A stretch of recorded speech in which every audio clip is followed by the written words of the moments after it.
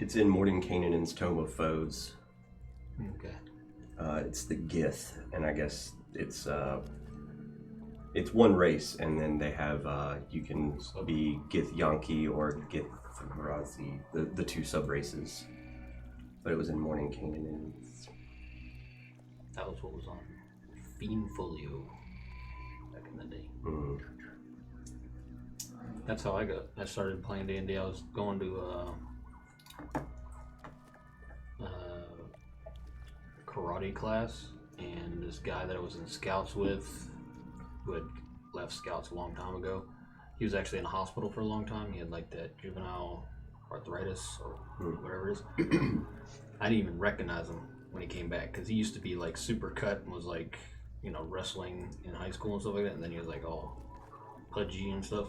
But anyhow, we started talking about it, and the teacher guy overheard us. He's like, "You guys play?" Like, well, kind of. None of us really done that. We just try to stumble through it. Like, well, I've played for years. So. Cool. Yeah, he was a preacher. And the whole reason he got into it is because, you know, he heard it during the 80s, you know, the satanic panic thing. Mm-hmm. He was like, I'm going to check this out, see if it's, like, legitly bad. And he found out that it wasn't bad. Yeah. Oh, this is just good, wholesome fun that you can have. When we first started playing, we had like 11 people in a little room. And he was trying to run like 11 or 12 people through this. And luckily, a lot of them just lost interest. Yeah, that's hard. Okay. Alright. So, for today's adventure, we're going to do something different. I think I've got it all together.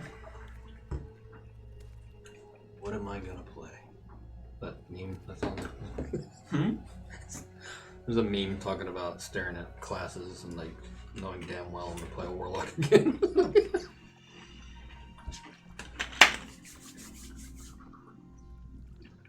So,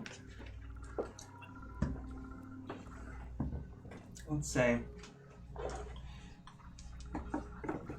one night ago,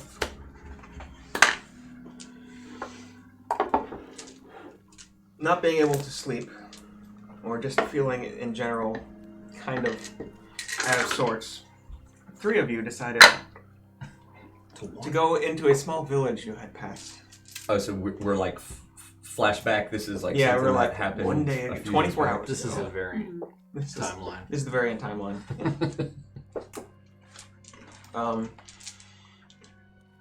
Coming upon the small village, yeah. We're gonna pick up there. So the three of you coming back into at night this very small village that you had kind of just seen a little trail going off to, and there's a few houses. It's even smaller than Brown Bog, the largest town here in the Dreamseat. You find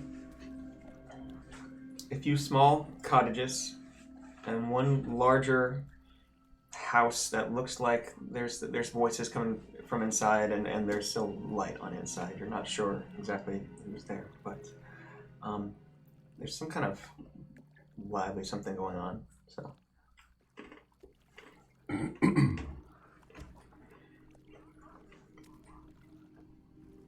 you enter? So we haven't seen anyone outside of the houses. There's no one out on the streets, or like we don't know. I mean, no, not yet. I mean, it's fairly late. Oh. In fact, for a town, village this size, you're kind of surprised that there's still something going on in town. You hear some raised voices coming from inside a house, and several different sets of voices. So yeah. Does it look like a residence? Or I guess there's not many different types of buildings in this place. I mean, it looks a little bit different than the other places in town. Like, it's a little bit more sturdily built. The other places in town being just like a step above a hut. This place is a little bit more solidly built with actual wooden planks and things like that. It's not much bigger than one of the cottages, but Close enough I could scout with my birdie. Oh yeah, it's not a very big place. You could scout the entire village from one spot with your bird. We want to peek in the windows or knock on the door. Or... No. I mean, does this? It doesn't. We hear Do not voices. engage. We hear voices, but they don't sound. It doesn't sound like fighting, or it just sounds like a group of people, like a large number of people talking over each other. Make an insight check. Yeah. I'll,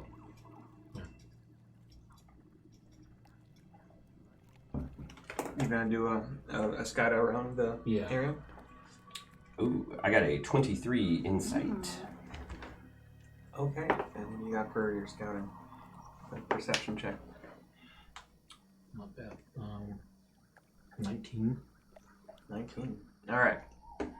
Flying around Casilda sees a very small pen of goats over to one side.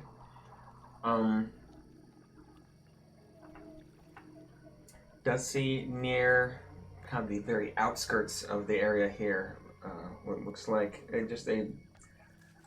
what might have been some bushes or some small trees that have burned and they're still smoldering. Not a structure, but and you're not from what she can see, you're not exactly sure what it was from. Okay. With that insight, you can tell that whoever's speaking is stressed. You can't quite make out all the words. You catch maybe every 6th or 7th word. Language? They're speaking common. Okay. And I'd say with that insight check, you know that there's about maybe 8-9 people inside this building. Am I able to see inside the building?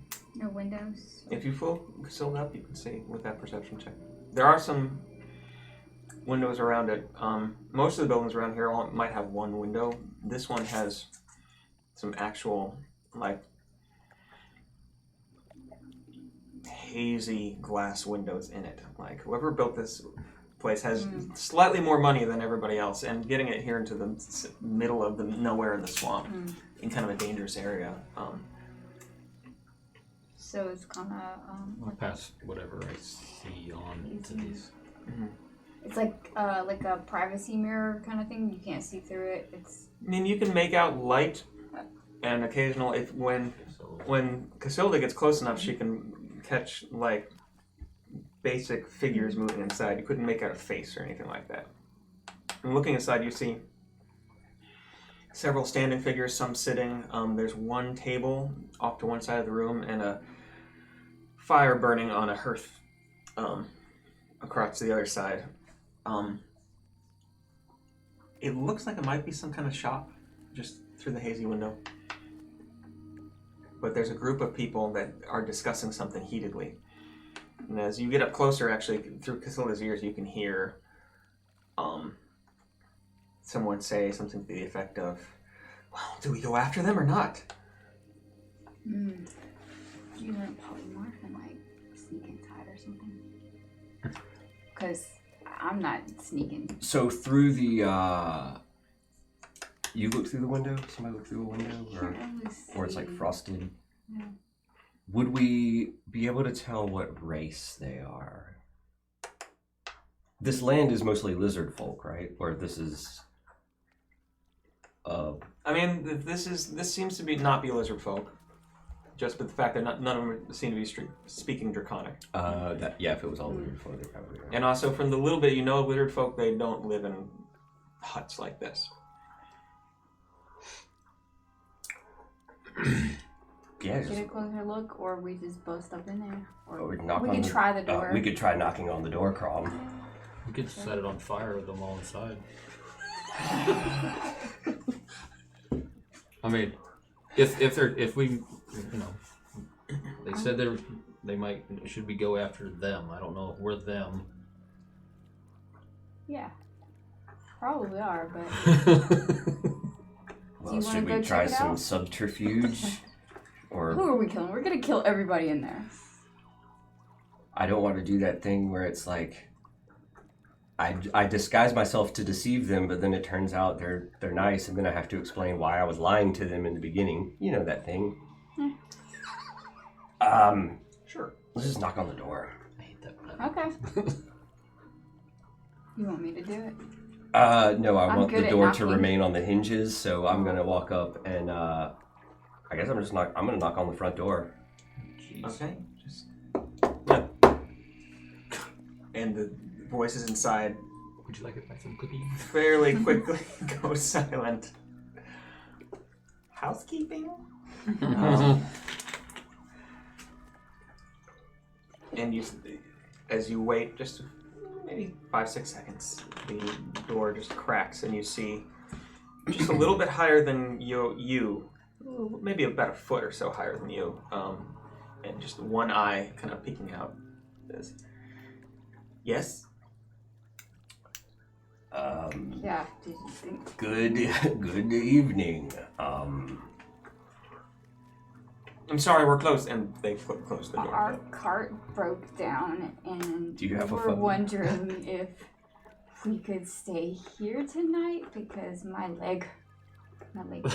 Well, no. I guess so. He shut the door. I said all of that. Whoever it was, Like- as you Oh, were no. saying that, like, just shut the door as you were saying it. Rude. Plan B. set the house on Well, fire. I guess I could. Well, what about? You did not hear them unlock anything, or there's not even really a latch on the door. So try the door. Or just say really loudly. Well, I guess they don't need our help, you guys. Let's It's free take money. let's- that we let's were take going all of to- our- steps. all of Make it quieter. skills and resources elsewhere. Make a performance check. Should have got another insight check on the eyeball. Squint. Get bigger.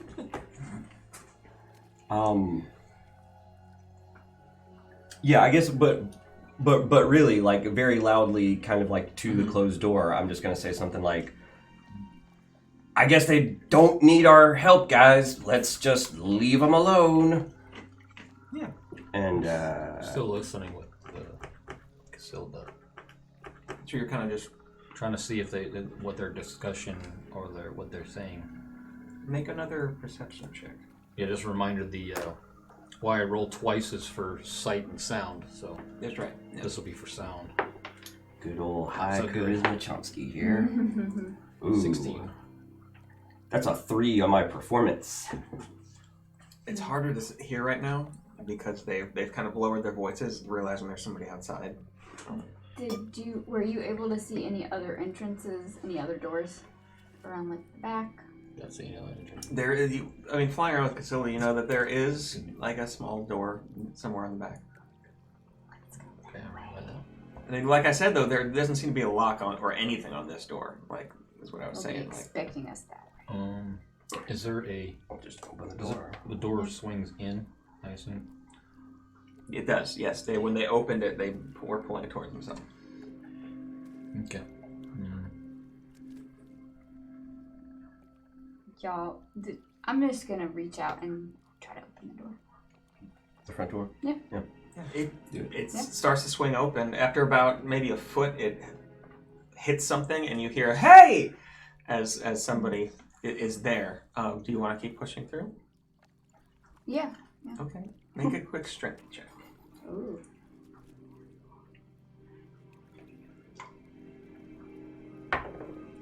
Fucking 8. 8. How did I do that? So, pushing forward, you you push a little bit more. There's enough room that you could I guess you're not edge really- through into the room now, just barely, just kind of shoulder first. And looking around, as you have pushed into the room a little bit, you see that what you're pushing against is what looks like a dwarf in very plain kind of brown clothes,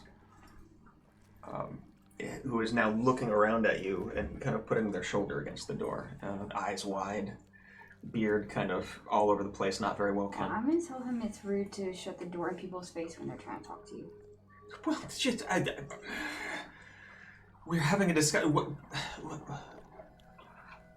Our cart broke down and my leg is hurt.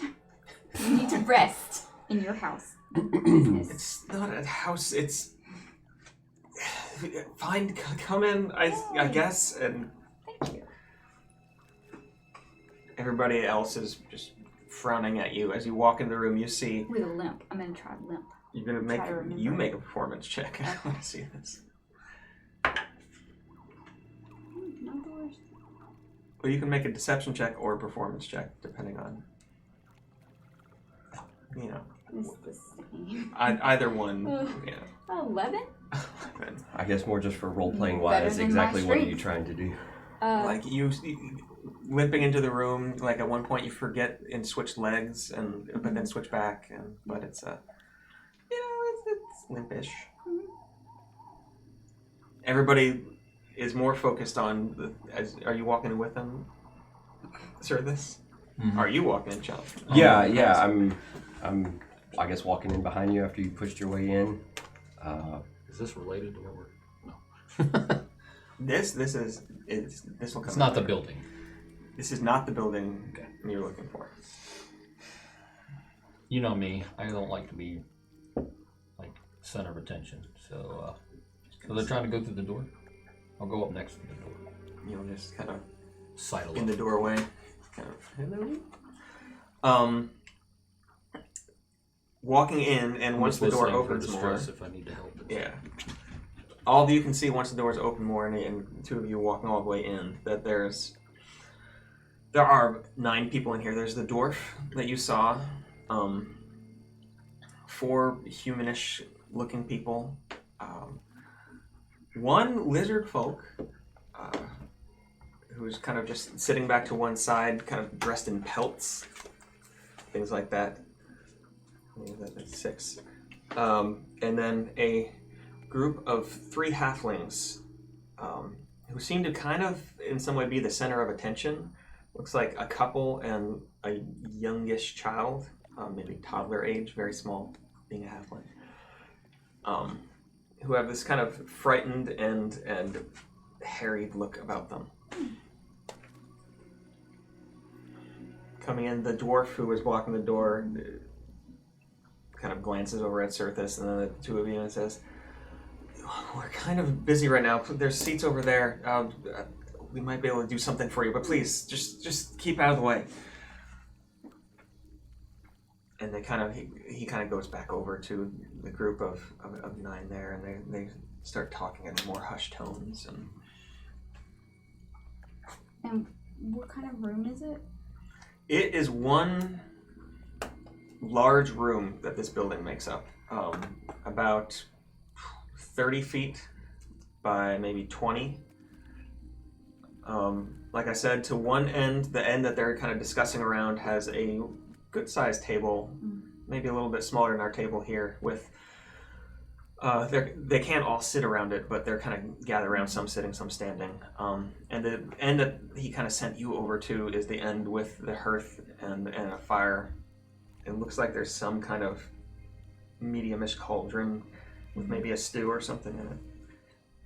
Activate my detect magic. Scan the room. Okay. You don't detect any magic other than your normal stuff here. Are you with me? Yeah, I'm in there. They're speaking in hushed tones. They are hushed tones. And well, you said that we needed their help, right? I just said we need to rest because my leg hurts. It's great. It's great. And they said that they would maybe be able to help us in a minute. I'm going to, I guess, to the one who's been speaking to us. Mm-hmm. I'm gonna, as he's walking back over there, from across the room, I'm gonna address him and say,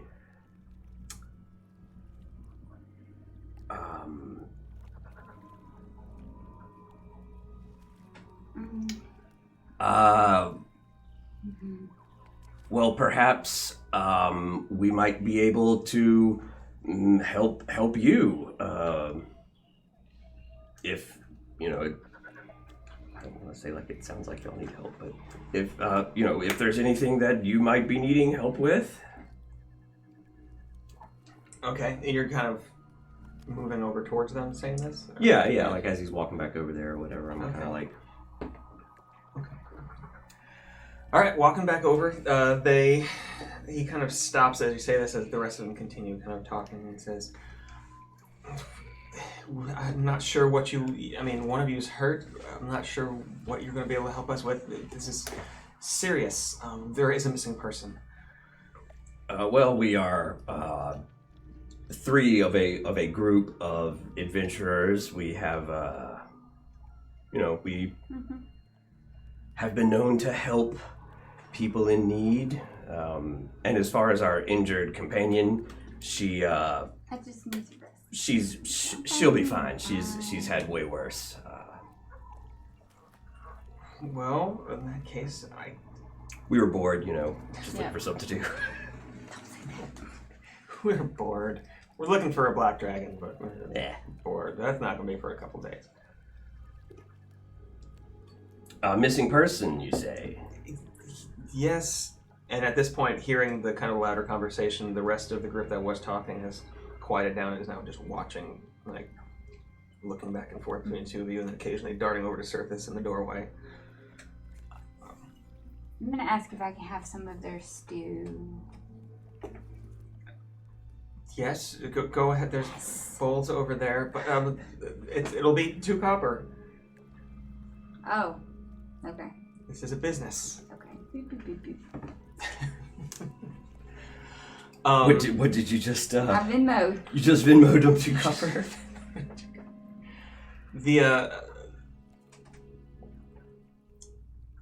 What you assume to be the mother halfling,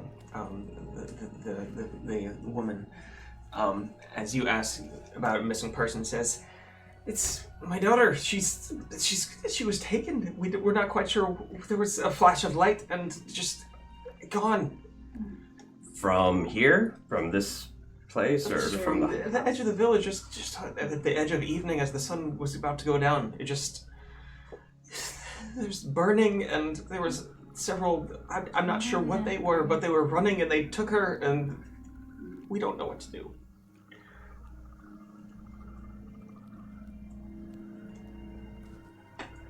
Oh I'm yeah. getting food. Yeah. Well, Ask about the kid. yeah, I think it was a child, right? Sadie. Can we take a look at the burned area, see if there's anything? Yeah. Well, I think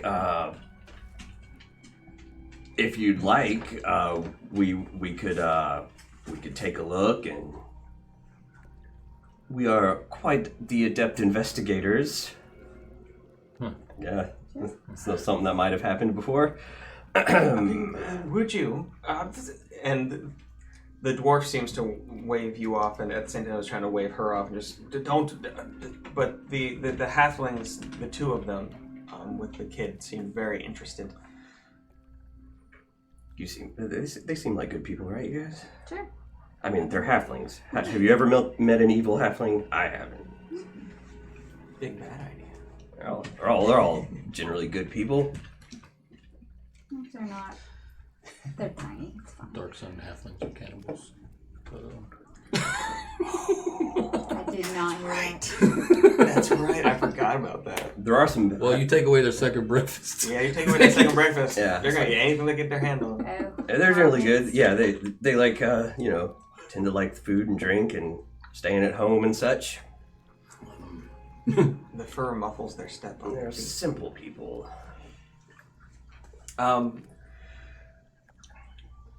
But he's like saying he's like trying that- to, but the halfling woman kind of bats his hand down and says, we can't pay you much, but we could try to scrape something together. I mean, it's my daughter. You have to understand. We give all we have. We have goats. If I heard it, I would just be like, it's fine.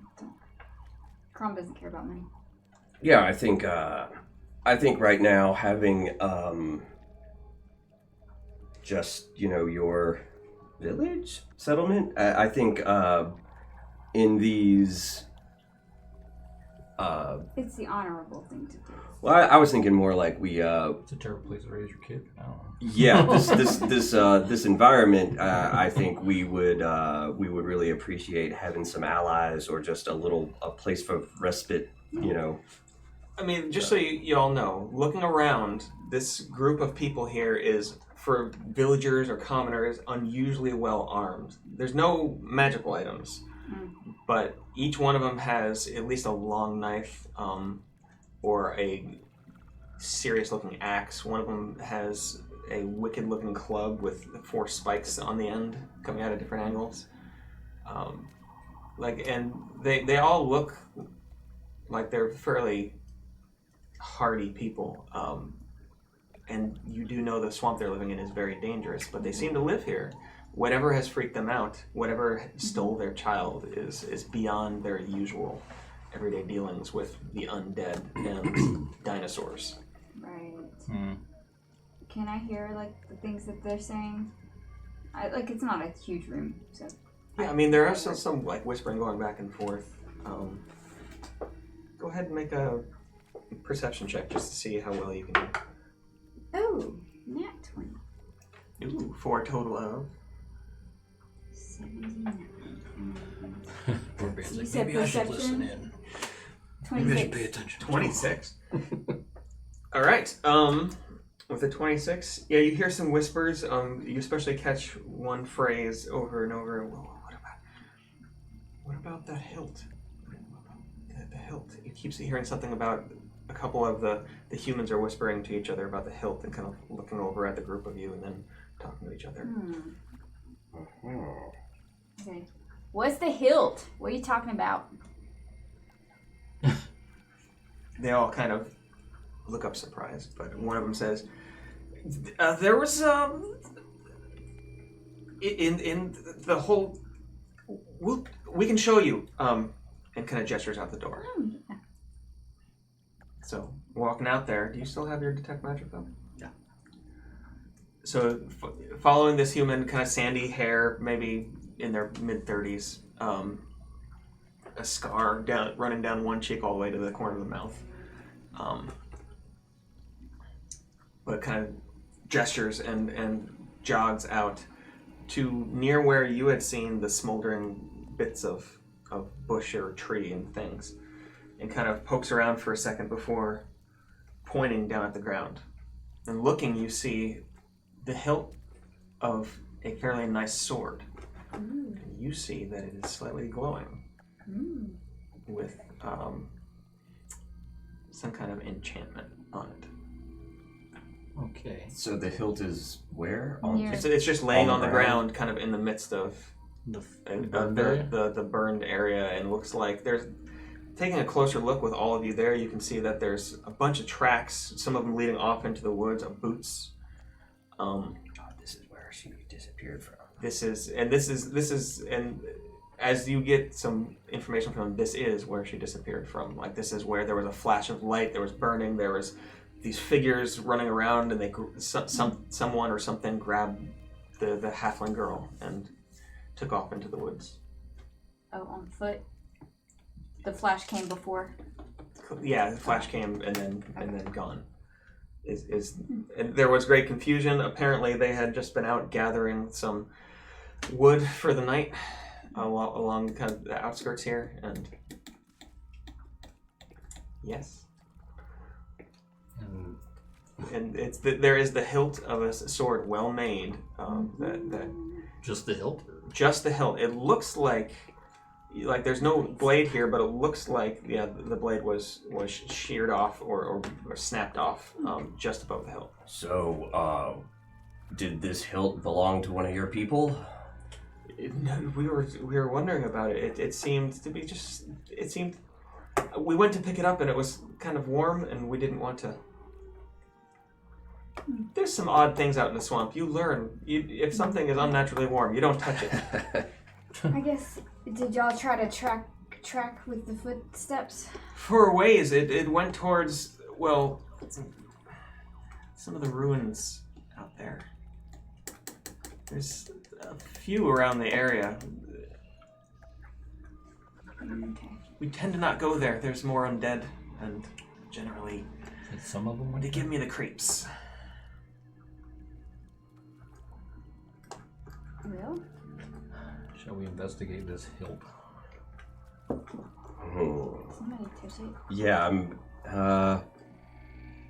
Who wants to touch the magical item? Yeah, I Y'all think. gonna do it? I will. Yeah, the Chomsky thing to do. I stroll over to it and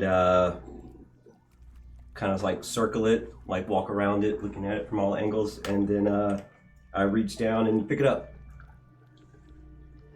I mean- do you lick it? No, I don't lick it, but I pick it up and hold it up close to my face and just kind of like heft it in my hand.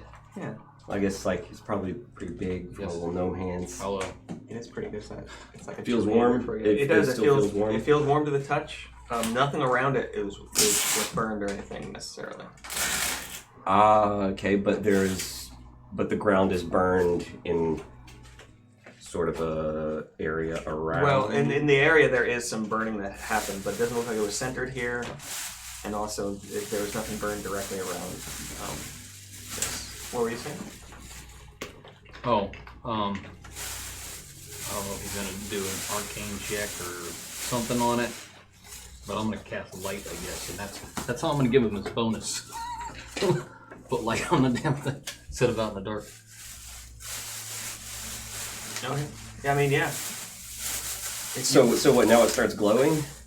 No, I'm just casting light. Oh, that I didn't know. would be funny. Be like, Like you cast light on it and it starts emitting light, and I'm like, holy shit! I mean, that would be great.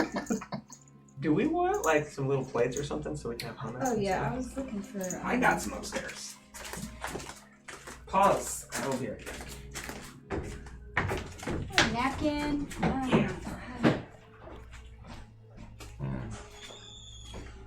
I'm tired It's of like Georgia. swinging it around. I'm tired of Georgia. The heat. Yeah. Oh, so tired of it. I'm gonna move to Asheville. Okay. Maybe it's a lightsaber. That's what I was thinking. Yeah. There is a magic item from Curse of Strahd that was like a lightsaber. That was just Sun sword? just a hilt that you could activate and. That group I played with, I played a character that was a fighter psionicist, and I insisted that I was from a galaxy far, far away repeatedly. Alright. As you know, I'm from Galaxy Far, Far Away, and I did learn how to construct a lightsaber later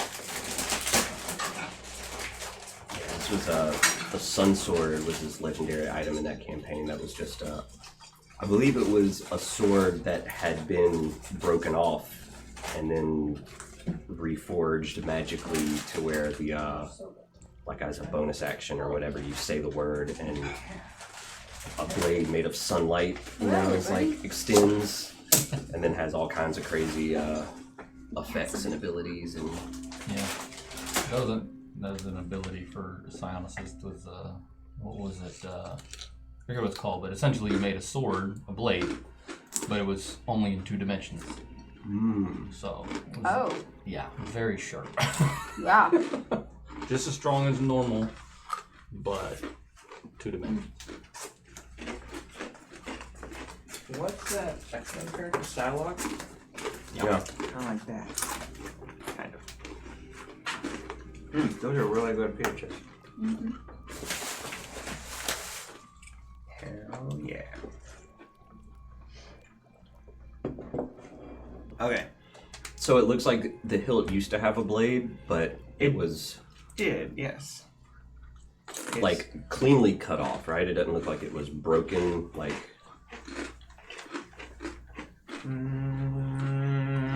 make an investigation check. What did these 'Cause you're people looking look for like? close. Did they tell us already? The people, How's the granular structure? I mean, you were given a description of quick movement and figures running in fire and smoke and things like that. Nobody got a real good look from the sound of it. I got a 9 for my investigation looking at the broken blade. I mean, it's broken. It was a blade. It's like maybe an inch above the hilt that was broken off. And looking at the hilt, it's the one thing you can tell is that the blade was one-sided. It had one sharp side.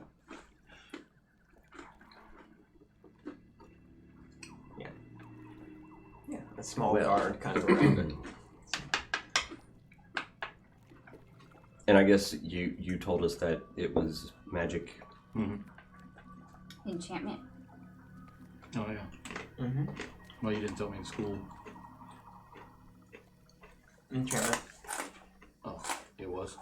I mean, but that covers a lot for magical items. I didn't. I mentioned it real quick in passing. Well, What do we know about enchantment magic? it covers a lot. Yeah. You know that's how you make the magical items magic. Okay. He's using enchantment spell. Well.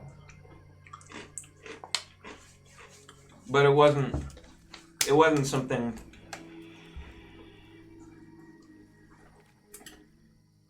Like there's certain things that might have been, oh gosh, abjuration magic, but that wasn't that, or necromancy, it wasn't that. It was more generalized enchantment. Okay. So it did something magic, but Well, we'll How long ago did this happen? it was only at sundown, so it was only a few hours ago. It sounds like some of them started to track, and then when it got too close to the ruins kind of area and too dangerous, they turned back. Well, let's. yeah. So Go we that hang on way. to this hilt, Yeah. and keep it with us and head towards the ruins. Oh, yeah. I was gonna say, I guess. Unless there's any other information you think we can get from these people or glean from the I guess if crime this thing is scene. giving off that it's magical Mm-hmm. enchantment. If it was like a false enchantment to make it look, would it show up as enchantment or was it show up as illusion? Mm-hmm. Well, Probably there wouldn't come as illusion. there is a like. I think you would not be able to know because I think there is spells that Chomsky has definitely heard of and not metagaming about, but there's illusion spells where you can make something look like it's enchanted with a different form of magic. And to a detect magic spell, it would look like whatever it was disguised as. So, that's a weird spell. Does a spell like dispel magic work for stuff like that or no? It can. I mean, dispel magic dispels magic. But it couldn't like unenchant something? Possibly. It could possibly. Would Depends on you the like level. to swing it around, see if it feels different than normal blades? I mean, I wouldn't really know. They're all awkward in my hand. I could try. Yeah, I picked it up and touched it, and my arm didn't fall off, or I'm Y'all not. even know how to use swords? Oh my god. The pointy end goes into the other This one man. doesn't have a pointy end, so. Oh yeah, But it is magical, so. the we have magic to refer end to your goes into the. presentation. Yeah, I handed to Crom. Yeah. I'll start swinging around like a lightsaber. Making sound effects with your mouth. Never heard a sword do that. Like it's even for you, like it's a pretty long hilt. It's got a very slight curve to it, wrapped in leather. It's for most people it would be 2 hands. For you, it's about 1.5 hands. And it has a guard on it that is. You can tell more about it being the more martial expert here, but it has a guard on it that's about an inch or inch and a half out around the whole thing, fairly made of metal It's like a katana, but not. without a blade. Yeah, Yeah. like a katana without a blade. Yeah. I mean, you wouldn't necessarily know that much, but that Yeah. So helps. Yeah, Helps us visualize. That away. exactly. yeah, I guess we go tracking through the swamp at night. Why not? How much of an area around the sword wasn't burned? The first 48 hours are the most important. I mean, it wasn't necessarily right around this From sword. The hilt just happened to be laying in an area that wasn't burned. It wasn't centered in an area that wasn't burned. Just like there were parts of around here that were burned, and it just so happened that it was in a section that wasn't burned. Okay, well. Okay, if y'all don't have any other ideas, not y'all, but the Yeah, I feel like they. if y'all are out of useful information. Yeah, I guess we asked them. Had y'all formed any sort of ideas or plans yet, or have any other information besides what you've told us? If not, We're at the whispering in the corner stage. Yeah. Yeah. They kind of all look around, just hands up, like they're beside themselves. That they don't know what to do. oh goodness. It's the night is drawing. The night is drawing, further and further into the night, and it's very dark out. They obviously know that they shouldn't be out, Yeah. wandering on their own at night. They're not. They're prepared enough, but they also know their limitations. None of them are barbarians. Well, luckily, we don't know our limitations. We don't. We're oblivious. Let's go get it. The mother halfling looks over at you as you're saying something like that and says, "Well, just please find her. Her name is Justine. Justine is her name. She's." Yeah, what's she look like? Just we get a brief description, just in case we. She's dark hair, slightly red, freckles. She's maybe 6, and she starts to cry as she says this. There. Yeah. Is there a special phrase that we should tell her so she knows we're friendly? We're friends with your parents. We Just, know your mom. just She find sent us her. Okay. She's just sobbing at this point. You're not gonna get much else out of her, probably. All right, guys. I'm fine with. Let's get out. Let's go towards the ruins. Yeah. Well, we're gonna be trying to follow the tracks, right? Well, we knew the. They give you. Can you see what the tracks look like? Like what kind of footprint? Boots. I think. Are they boot prints? I mean, you could. They pointed out a few nearby that were boot prints. Oh, right. That would get you a start. There's multiple ones. If you want to see about trying to identify a little bit, like how many people were here and stuff like that, as well as where they're going, make a nature check. Because I have I guess this is tracking like animals for my wanderer, my outlander background.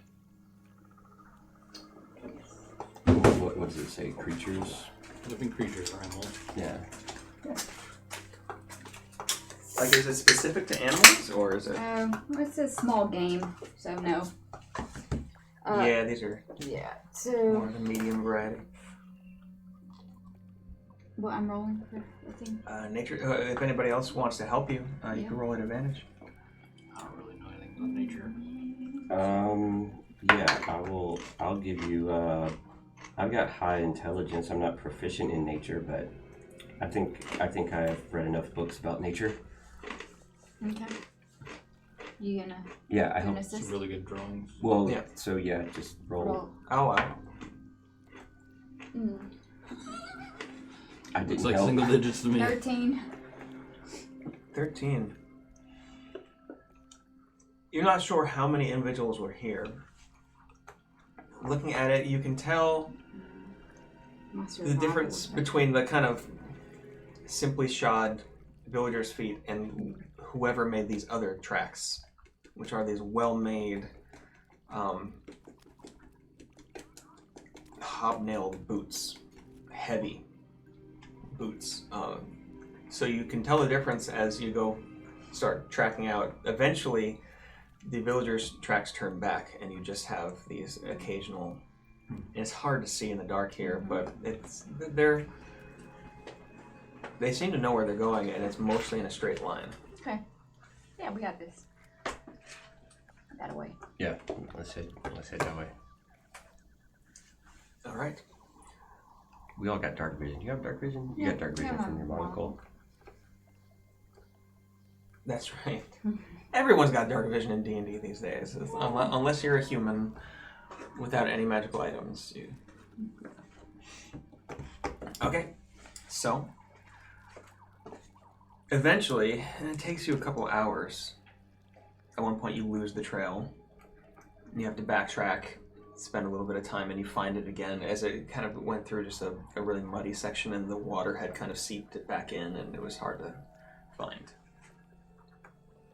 You start seeing these occasional low kind of piles of gray stone, and as you go to investigate one of them, you realize that they're stacked, in a line. This used to be part of a wall, and then you see a larger one. You see what looks like just kind of a hand extended, maybe about 2 feet long, like it was part of a statue, just kind of extending from out of the mud at an angle. And you kind of come to some rocky ground that rises up a bit. At the top and along the sides a bit as well, there's some bushes and things like that. And as you come near the top of it, you can kind of look out a little bit, and as the moon kind of breaks through the heavy cloud cover, you see, as you're just above it, that there's what looks like the bits of a ruined city in front of you. Some parts of it look like they were immense at some point, but a lot of it has sunk fairly far into the swamp. These must be the ruins they were talking about. Mm-hmm. Track stop here. See. I mean, you kind of went up on this little hill to get some overview. The tracks, from what you could tell, lead towards some of the more coherent piece of ruins that are still together. What looks like it might have been at one point some kind of odd-looking, it might be a temple or some other place of importance. The columns kind of coming up to a mostly intact stone roof, part of it collapsed in.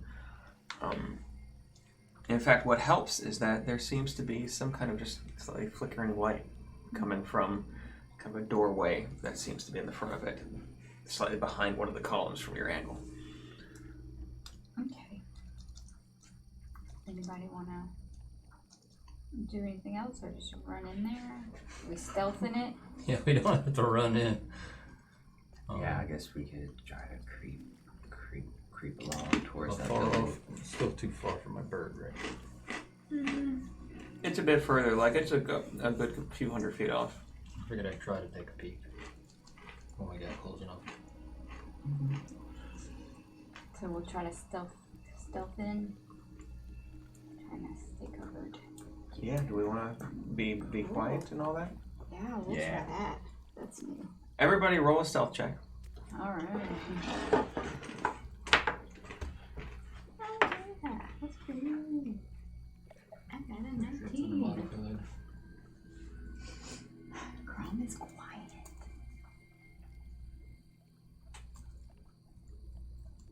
Ooh.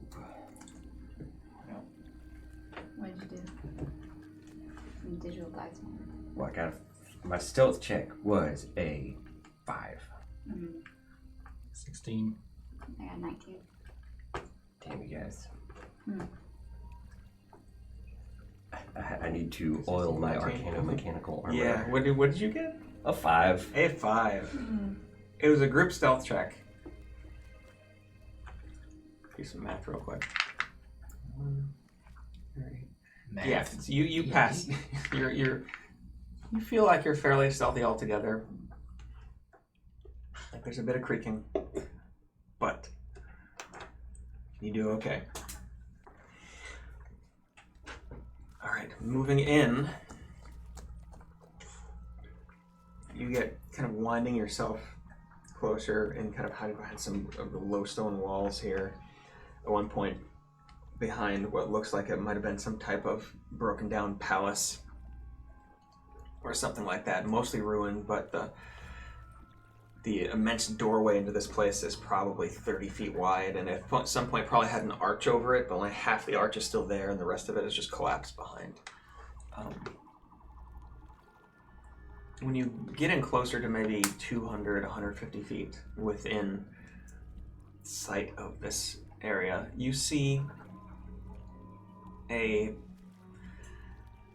not exactly collapse, but sideways statue. It looks like from the chest down, it's just there's water and mud, and it's in the midst of what looks like a pool.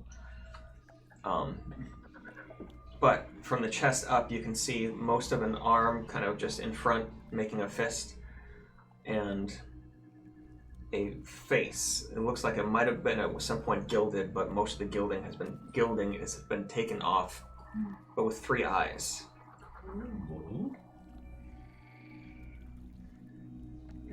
And yeah, Like a forehead eye?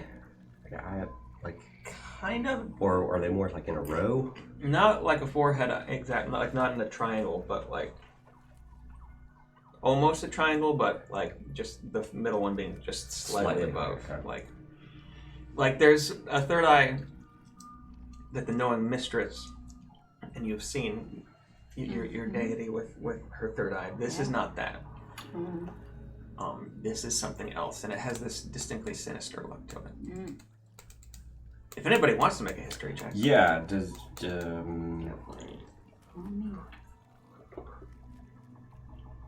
yeah, I'll make a history.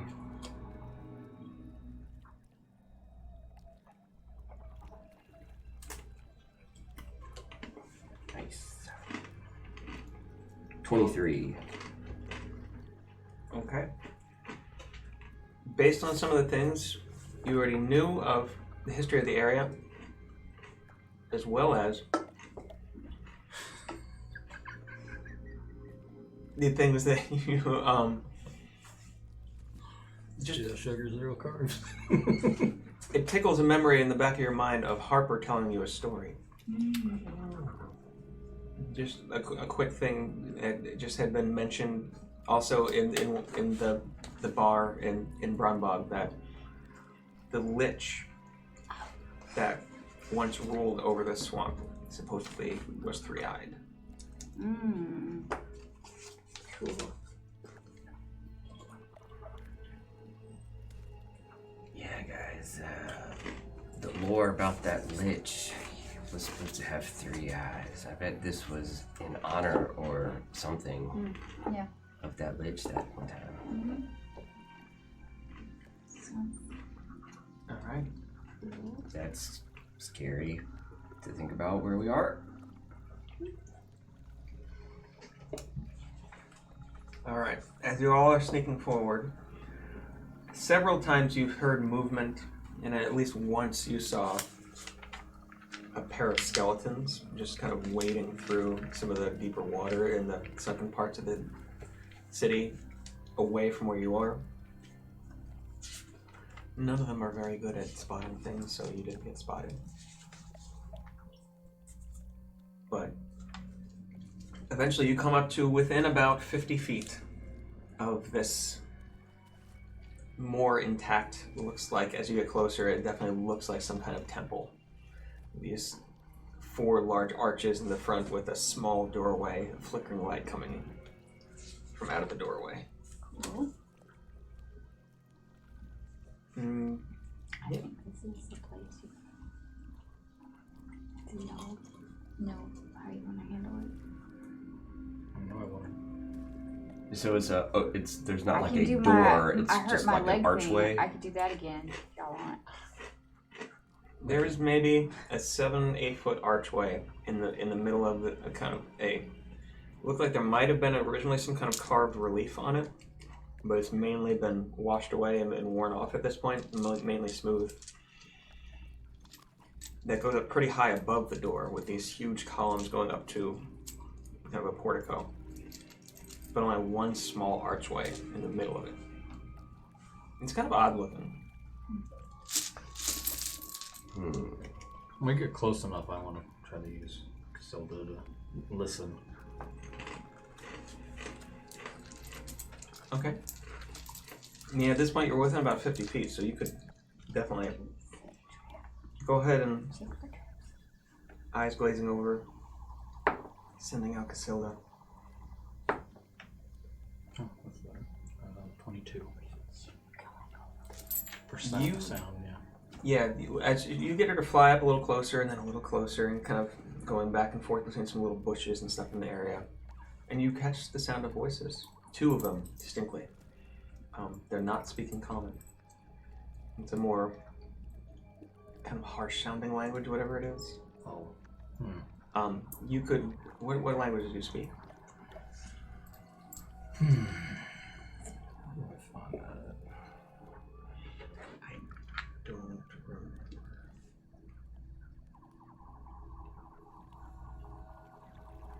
I think it's under description. No. Oh, proficiency in languages. Yes. Yeah. Alright. What do you got? Abyssal, celestial, common, deep speech, draconic, infernal, primordial, undercommon. None of these. Okay. Well, I didn't think so, really. Those are kind of really odd ones. I mean, it's vaguely sounds like something you might have heard before. I will say, if you want to make some kind of intelligence check, you could see if you remember just what it sounds like, even if you can't understand it. But you're the one hearing it, because the other 2 are too far away. Nope. Okay. You can't quite place it. And looking, you get glimpses of movement, but whoever they are, they're kind of staying behind the columns, kind of leaned up against them in the shadows. There is a single torch that seems to be burning inside whatever that small arched entrance is, just inside on its own torch holder. Ooh, could you blow out a torch? Hmm? Do you have a magic thing that Can puts we out know how far fire? is he the only one that can see that or detect that torch from Casilda, or is that visible to I would us? say that you all can see that there's a light source from where you are. With Casilda getting nearer, he's the only one, and he can relay that to you, like what's going Yeah, I'm on. gonna relay but- what's going on. yeah. So you know that there's a torch just inside from where you can see, because you're kind of at an angle to it. You're not straight on. You can't quite see it.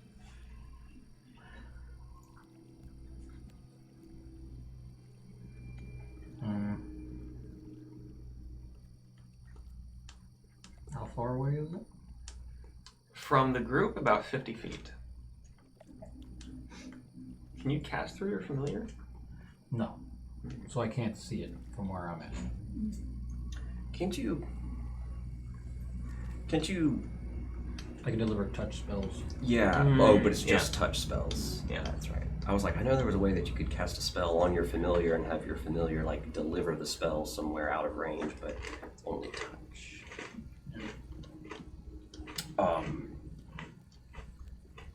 So yeah, there's some people or there's something around that torch. If my first idea was I can extinguish the torch and possibly blind some of them at the same time, but I have to get within. I have to be able to see the torch. So if we like kind of move around that way and like get an angle, Well, only one person needs to get there. well that would be me. Yeah. Yeah. Polymorph and then unpolymorph. I don't know. Yeah, is there a way they're staying like behind the column? How close would we have to, or how close would I have to get in order to see the torch?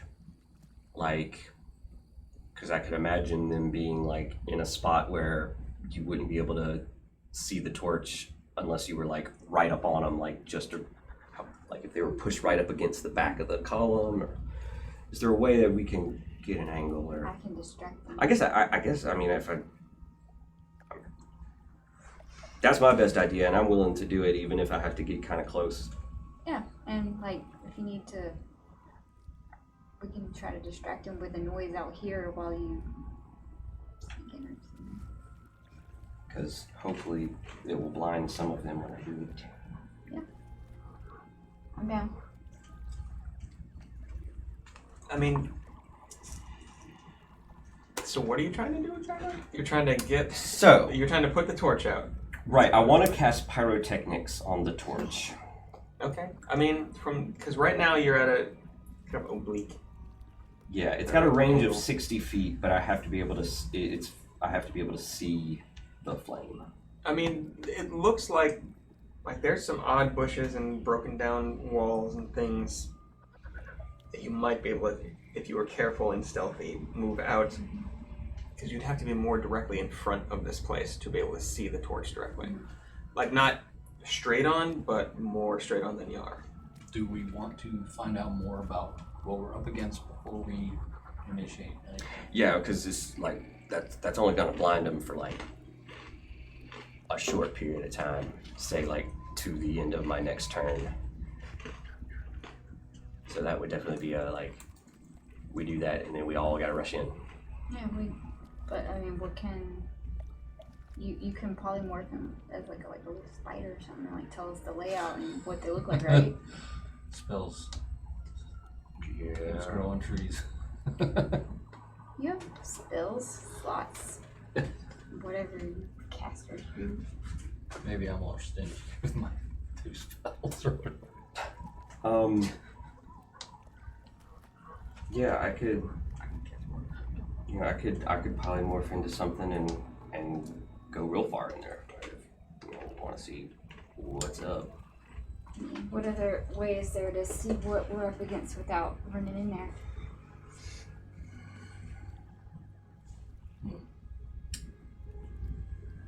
It's a good question. I can do a flyby with my bird. Because it has that ability that they can get attacks of opportunity when I fly by. So it's going into a tunnel? Or just an archway? You see an archway, and you can see enough of the wall with your bird. You can see enough of the wall that, like, you can see a single torch in its holder on the wall, but you really couldn't see like if it was going to a larger room or a passageway, or like it was immediately for at least the first 4 or 5 feet, kind of a passageway, but past that you're not sure. Okay, if we can get closer, maybe. So we already know something's there, like person. We've heard voices, right? Yeah, you heard voices. Yeah. You couldn't just. I couldn't understand what they were saying. I mean, It's 2. polymorph, you would be able to just like see whatever and like stroll out, as long as they don't step on the spider or whatever. That would be bad. Don't get stepped on. I mean, I'd polymorph into like a bat or something that would fit in and be able to. Okay. As you all are That's all discussing mine. this, Over initiative. you hear Side of the doors. some footsteps kind of tramping off to your right, away from the temple. You hear some splashes and then a few crunches of leaves and things like that. Coming towards us. It seems to be coming towards the temple.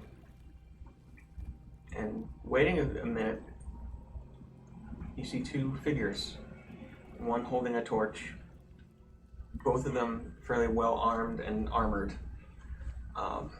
Black hair drawn back into ponytails behind.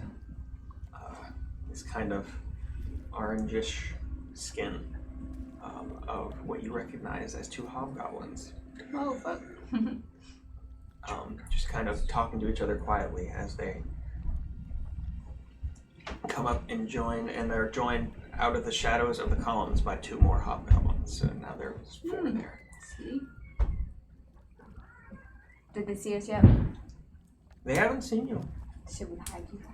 So these 2 hobgoblins met up with what? The hobgoblins that were already in there? Now they seem to be kind of gathered near the door, just kind of shooting shit. Alright guys, well, I guess we know what we're up against. Yeah, and they're there, so... How many? Do what? How many? 4? You No, see that's 4 what we right now. see Yeah. Yeah. At the then entrance. there's- Are they the guards to a hobgoblin city? It's gonna just-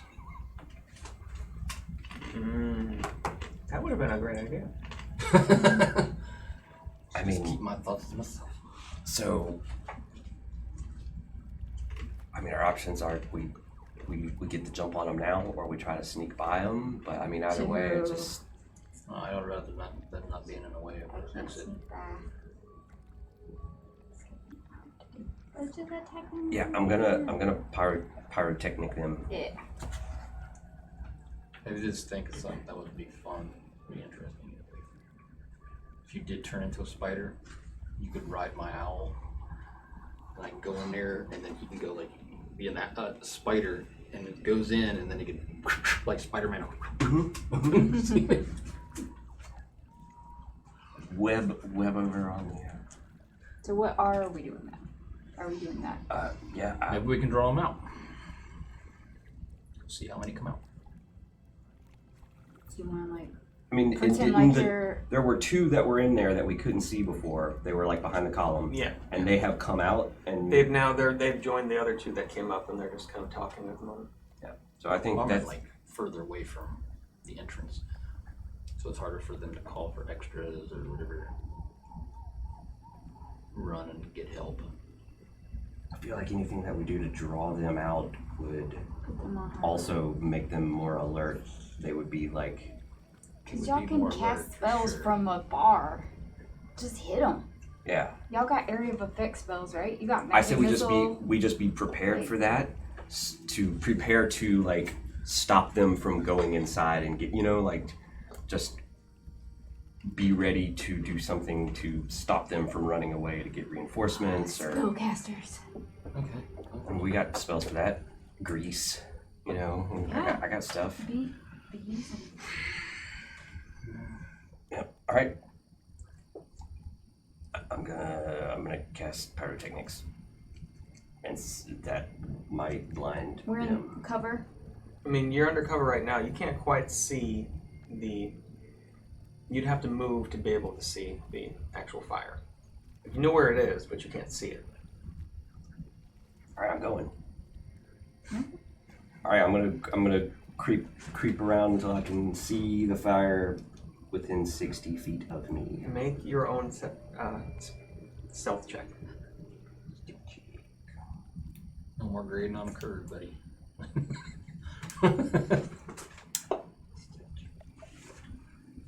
Stealth check.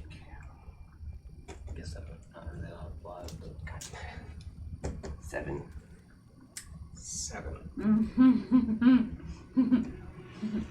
Said polymorph. so what happened? Yeah. Okay. Oh. Maybe I should have gone ahead and cast pyrotechnics and then hold the spell so I could cast it as a reaction. And I think there's some way where I can do that, but I didn't say that. So You did not.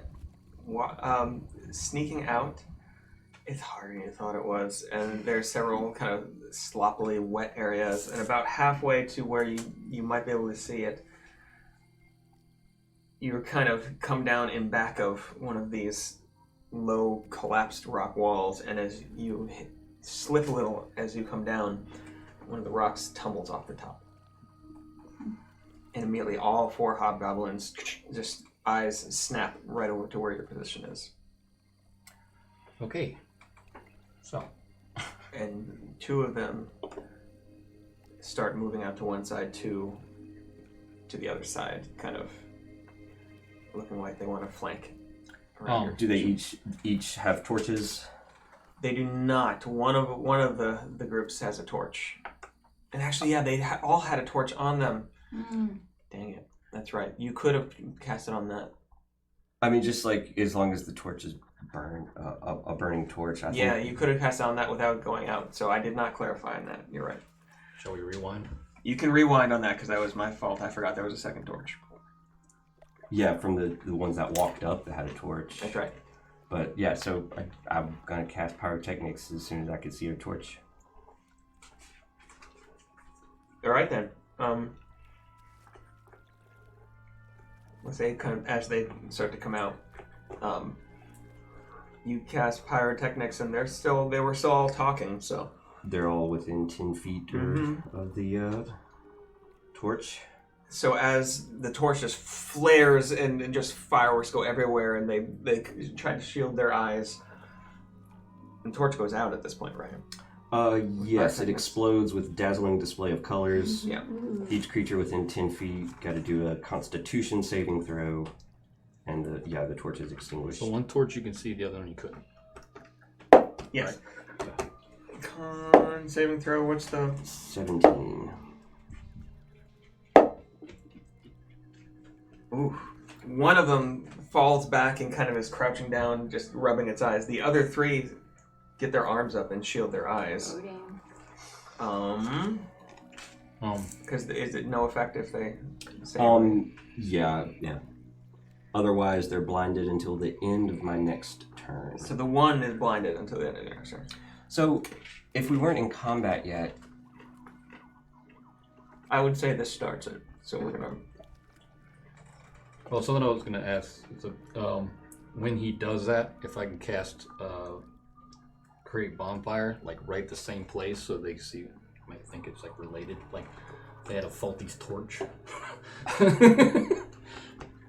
Okay. Yeah, if you It's a 60 because you knew he was gonna cast it, so on whoever was holding the torch, basically. you're gonna cast it on whoever was holding the torch. Yeah, because that would make sense. It would. so his torch explodes and a bonfire. Bonfire. Yeah. Okay. What does that do? I mean, it creates a bonfire in a 5-foot cube. Creature has to. Dexterity saving throw. What's your saving throw DC?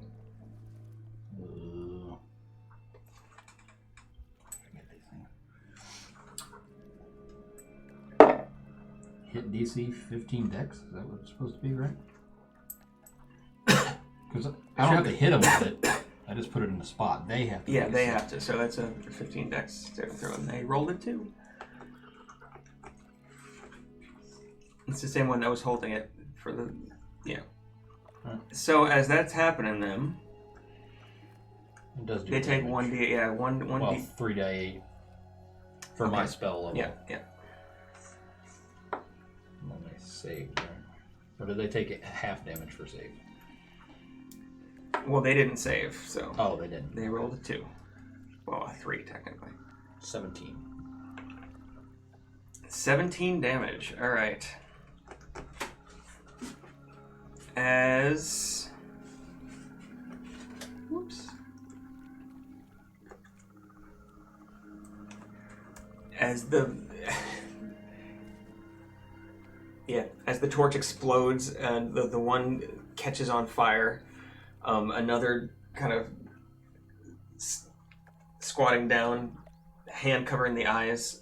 If everybody could roll for initiative.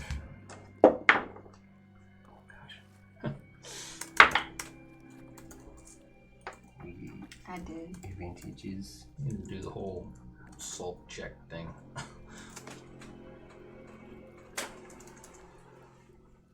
All right, what has everybody got? I got a 14. 14. I got an 8. 8. What'd you get? 6. That's not bad if everybody's at the very. no. But yeah, that's what I was wondering about with the pyrotechnics. If they're blinded till the end of my next turn, what's like if I get first in the initiative, then it would be like they're. I feel like it would have to be at least one full round that they're Yeah, blinded. it would have because 6 seconds. yeah. So it would be until the This next blind round. is Yeah. like some kind of The top of the next round. disadvantage on initiative. Yeah, if they're rolling an initiative roll and blinded, I don't know. I rolled the 4 of them as a group, and they rolled a 1. So, just a sec.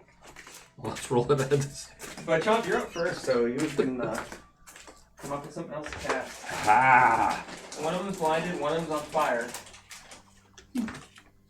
and the other 2 are just frantically looking around, not sure what's going on.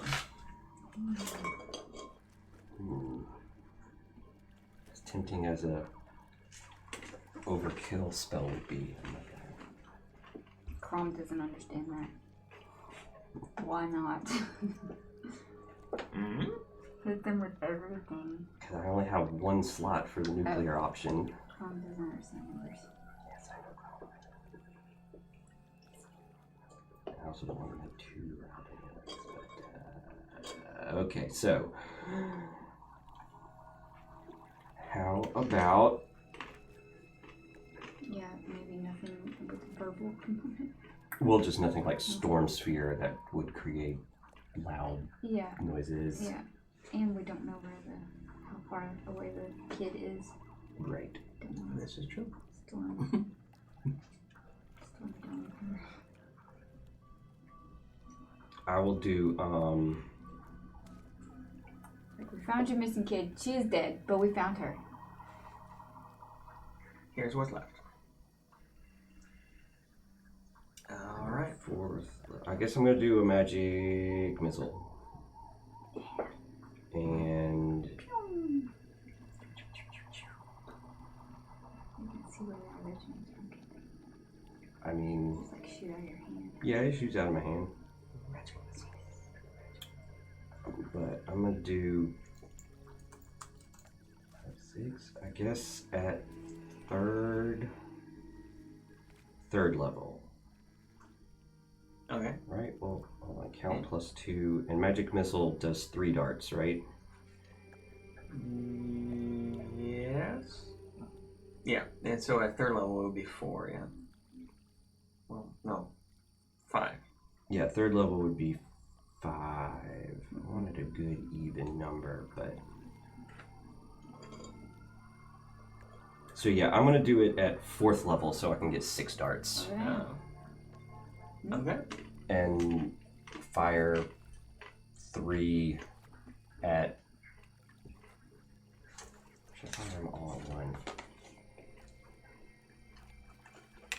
Yeah. Okay. Final answer. I'm gonna do a 4th level magic missile and focus all 6 darts on one of the hobgoblins who's like not on fire.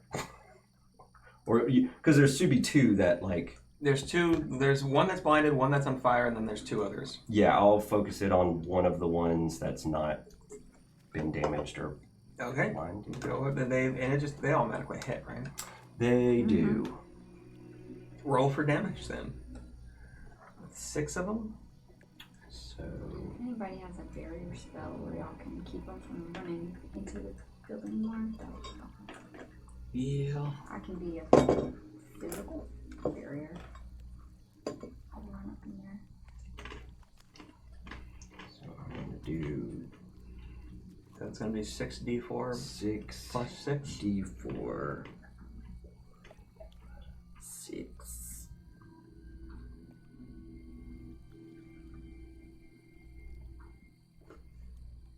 Does it work? What's I'm roll. Okay, there it is. You using the digital dice? Yeah. mm-hmm.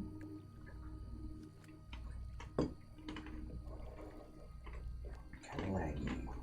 Yeah, it is. What? Or maybe did I not have that? There it is.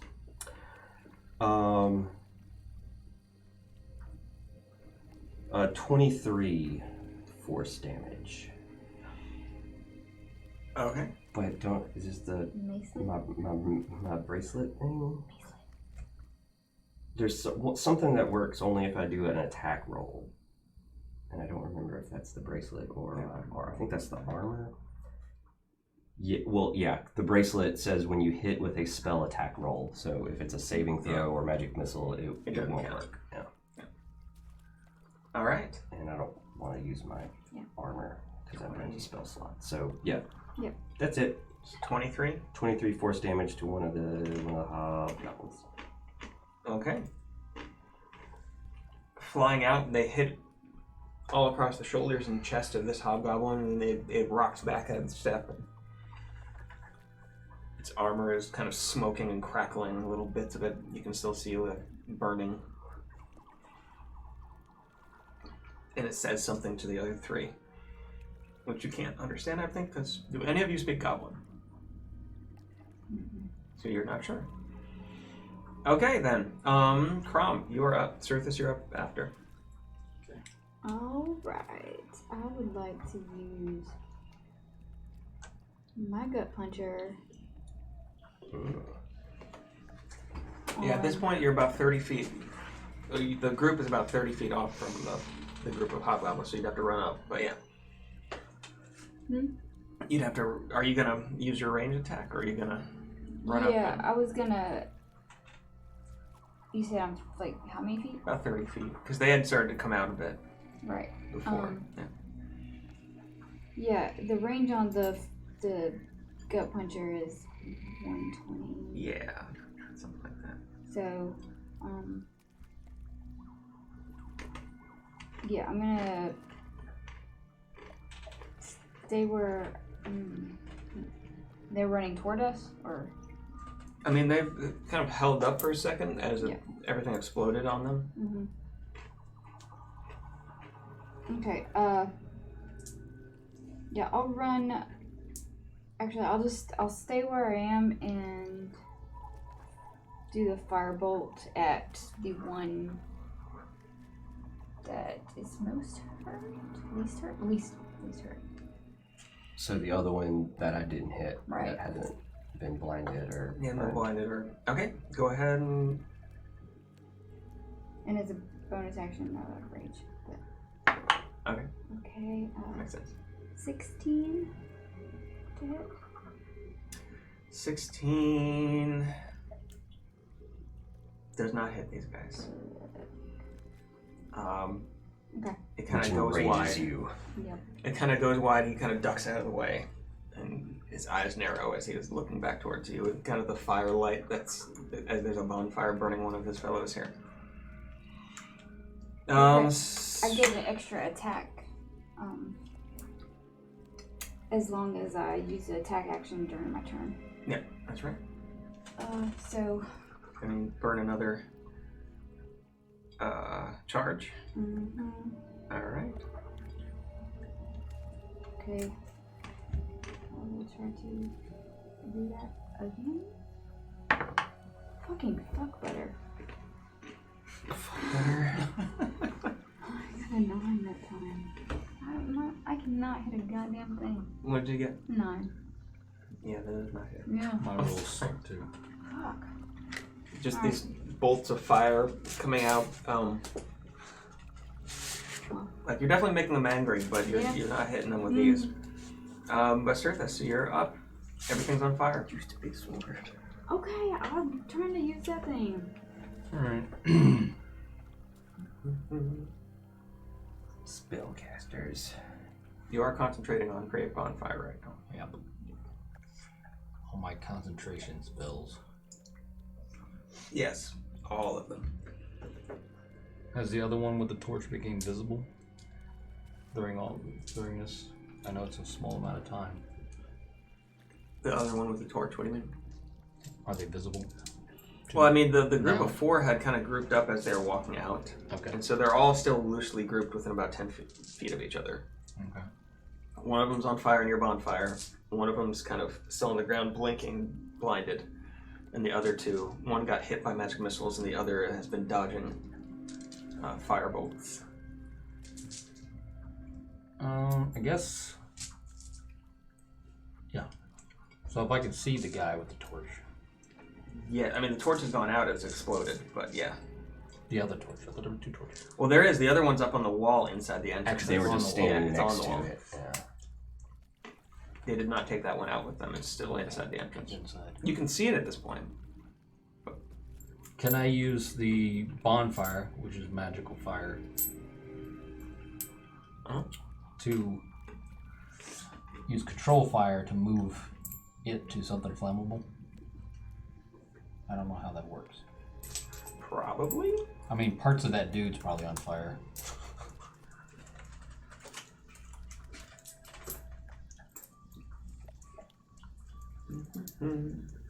I mean, yeah, because there's still I was thinking about the possibility of using pyrotechnics again on the bonfire, but the bonfire is magical fire, which I think pyrotechnics has to be non-magical fire. Yeah, it does have to be non-magical flame Oh, okay. for you to control flame. Yeah. Did anything catch on fire yet? See something. Bonfire ignites, being worn or carried. I mean, some of the grass in the area has, like, there is some kind of this swampy grass, and some of it has caught on fire Yeah. in the last few seconds. So I don't think it's enough. there is some flame.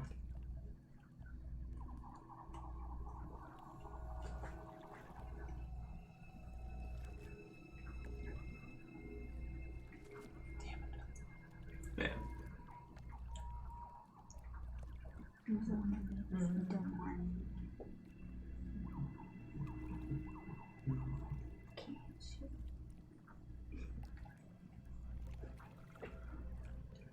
What do you think? Whose turn is it? What? Whose turn is it? Mine still. He's still trying to figure out what he's doing.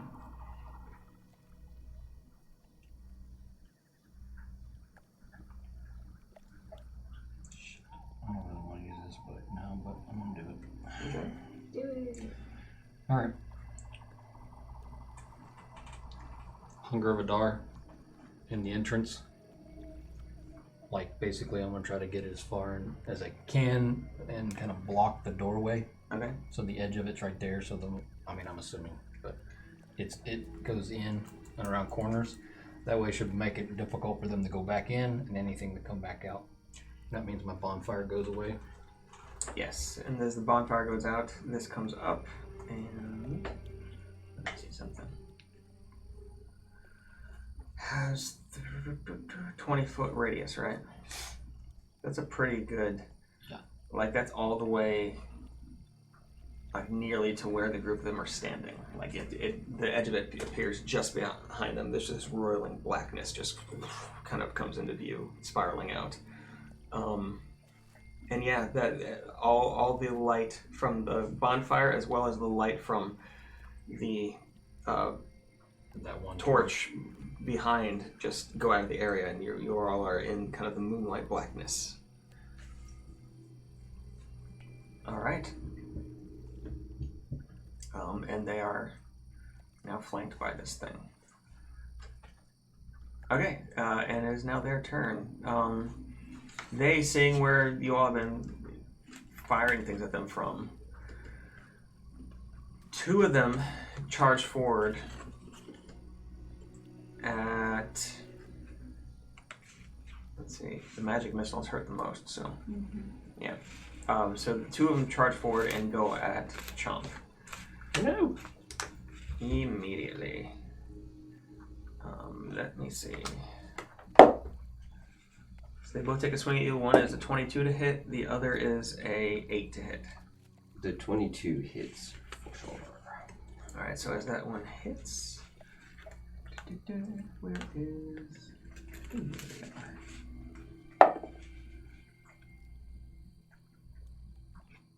Alright.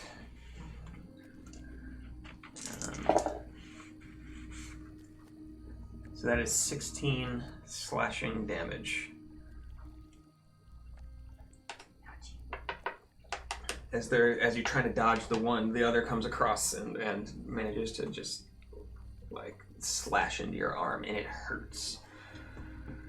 The other two, the one that was on fire, kind of still smoking a little bit, grabs the arm of the blinded one and starts hauling him forward. They don't quite have enough. What's their movement speed? Yeah. They only get about halfway to you because he's having to haul the blind one with him.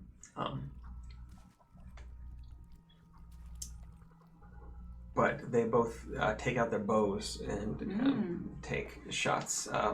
One at Crom, and that's going to be a 10 to hit. Well, these guys don't hit very well. And the other is at disadvantage because he's blind and is just The other one's shooting like shooting, the and wrong that's it. direction. It's a 5 to hit. So it's dark out here. They were just had all this light happen. They're just blinking and they're trying. It just you hear these I know how you feel, guys. Same. thing. Can't do shit either. Right. And that's their turn. Chomp, you're up. Crom, you're on deck. Yes. And I've got this guy right in front of me, correct? You got two of them right in front of you. Ooh. Oh, nice. Yes. Well, that's unfortunate for them.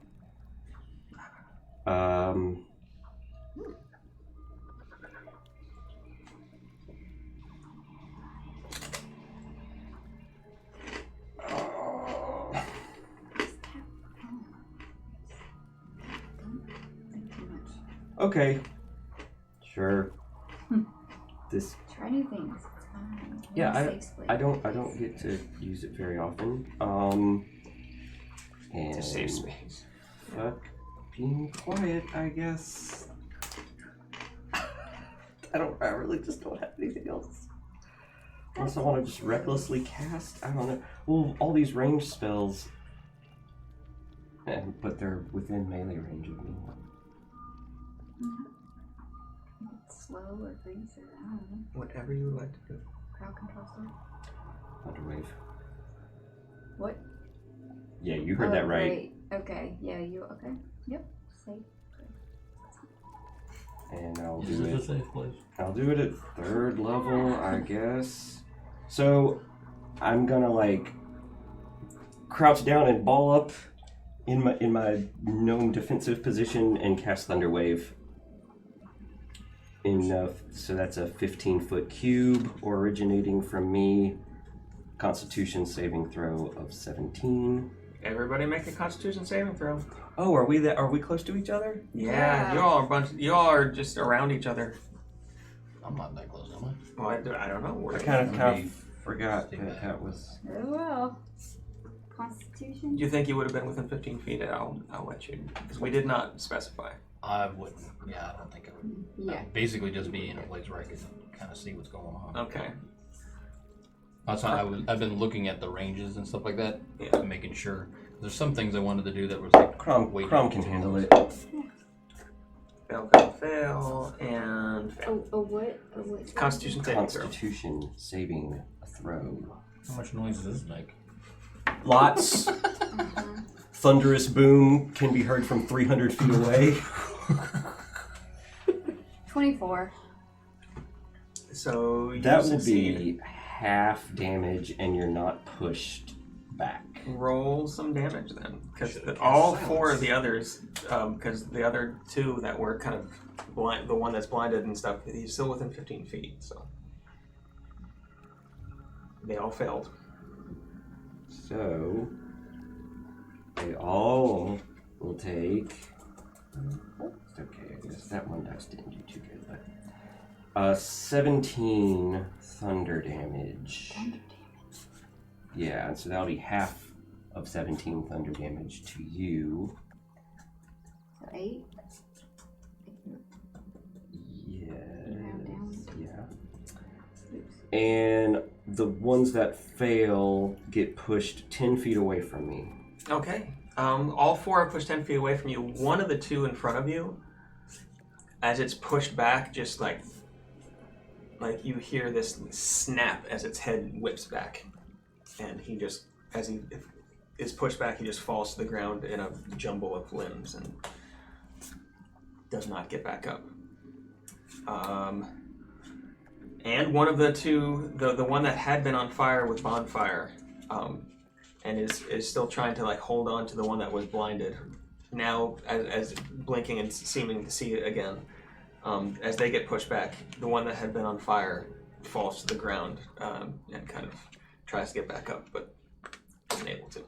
And I'm gonna use my movement to run Away. away a little bit, leaving like Crom between me and them. Run away. So I guess I'll run back, 20 feet.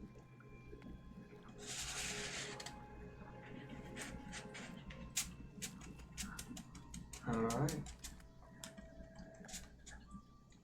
Easy enough. And Crom, it is your turn. There's one of these guys right in front of you, and then another about 15 feet away. Okay, so I'm raging. I'm going to also recklessly attack and frenzy. There we go. Oh, okay. So how close am I? You said? One's right in front of you as you and Chomp were Okay. together. I'll take a swing at that guy. Go for it. Fucking. You recklessly attacking Oh, them. so I get advantage. That's true. Good. Oh, yay! 26. That'll hit. Oh, finally.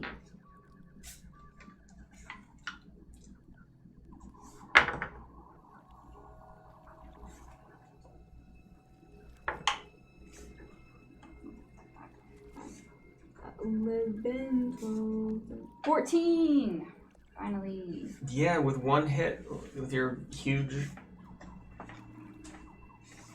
two-handed piece of, Yep. you know, slightly rusted metal sword, you just like cleave it through the collarbone as it just snaps and like halfway into the chest before you stop, and just you rip it out, and he goes down very quickly. The other's about 15 feet from you. Okay, I would like to run up to the guy and get him. Alright. Reckless attack is in the first one, I believe you can only do it once, maybe. right? Once a turn? Yeah, that sounds right. Okay. Still. Fucking. 14. 14 does not hit. Alright. And since I frenzied, I get an extra one. Yes.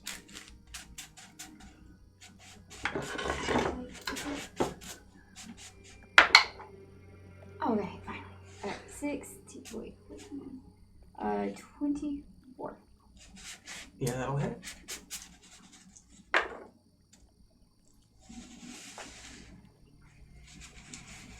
17. 17, and with that, you come across it's almost like as you're swinging across, you don't meet with the edge of your blade. You kind of mess up a little bit and hit with the flat of the blade, and you like crush the skull as it connects, and he just goes down. The four of them having gone down in pretty quick succession. Of course, there was a very loud noise that just happened. Yeah, that was me. What do y'all want to do? Oh, they're all dead now? All four of them are down. There's still that rolling blackness over in front of the... Don't things come back to life here? Sometimes. It does happen. Sometimes. You don't know on what time scale that happens. Yeah, we don't know Okay. how Alright, that all works. I'm keeping that up for as long as I can concentrate, which is only a minute, so it won't be that long. So, Alright. were you able to see around the area, like, the structure that we're near? No? Like, is there, like, a back area? Yeah, is this back door? underground or? I mean, you're Can't not... tell. You couldn't quite tell based on how close you got with Casella. You didn't get right up to it, which is probably what it would take. So you're not sure, like... Being closer to the temple now, you can see that it's a fairly good-sized structure, no windows in it, and from what you can see, you've seen one side of it kind of, and then the front side, and so far all you know is that there's just the one smallish entrance in the front. Okay, so real quick, guys, people are probably gonna be coming out because we've heard that noise. I'm checking on So stuff. maybe we should be going in. Or standing at the entrance and get them when they come out. I don't know. Because he has to dispel the thing, or we go in there and we get hurt. Damaged. Yeah. So we could run in there and not know what's on the other side of it. Well, I can see through it. Or how long do we wait out here if we go that direction? We just wait out here Yeah. I guess until they might not run through it if it's still up. Am I able to see anybody poking around?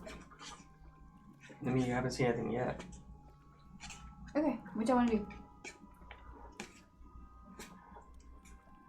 Run in? head in. Yeah, I mean, Okay. we gotta head in Let's go. eventually, We and can still scout a little bit, but yeah.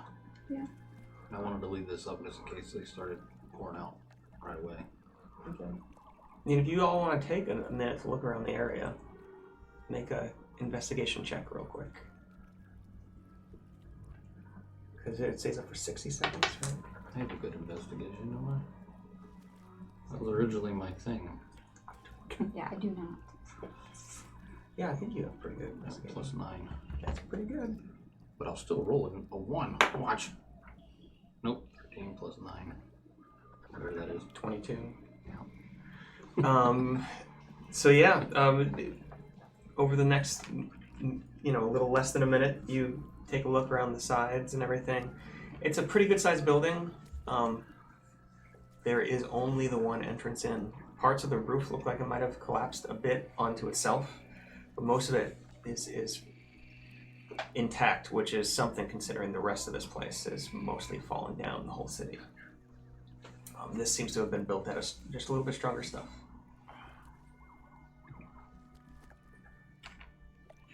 Based on what I can see from the entrance. Yes. So I have an idea of how thick the walls are. Because you can go up. The walls, as you go up, are probably a good, like the outer walls of this place are stone, probably a good 2 feet thick. Good number.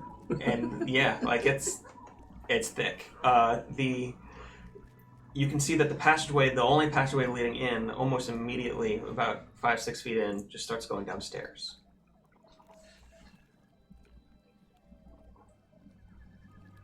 There's no other passageways leading off. There's no large room inside. It's this huge temple kind of thing built around a staircase, basically.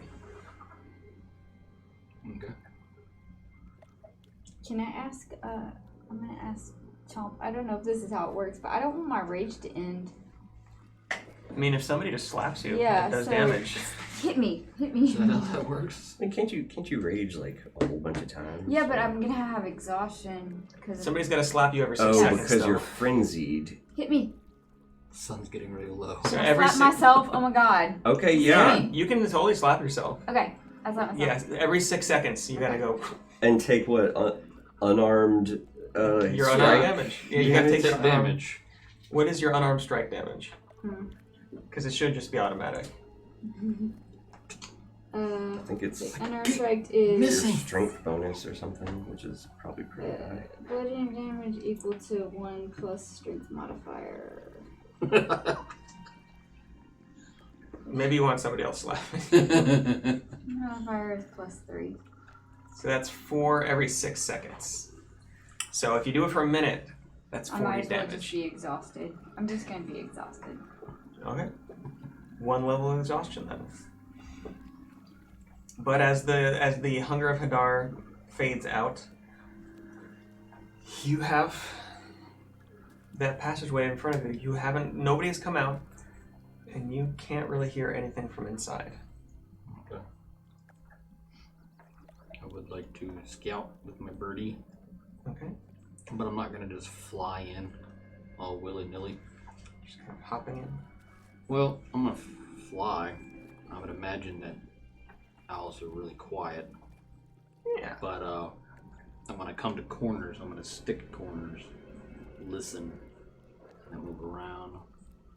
Listen. All right. I'll learn my lesson. Flying in, going down, Casilda goes down a good 50 feet of stairs before coming to a bottom, which goes another 10 feet before there is a right-hand turn, and only a right-hand turn. Okay. And then peeking around the corner, you see some firelight. It looks like maybe at least 1 or 2 torches in a larger chamber just beyond a little bit more of passageway. You see something laying on the floor in several places.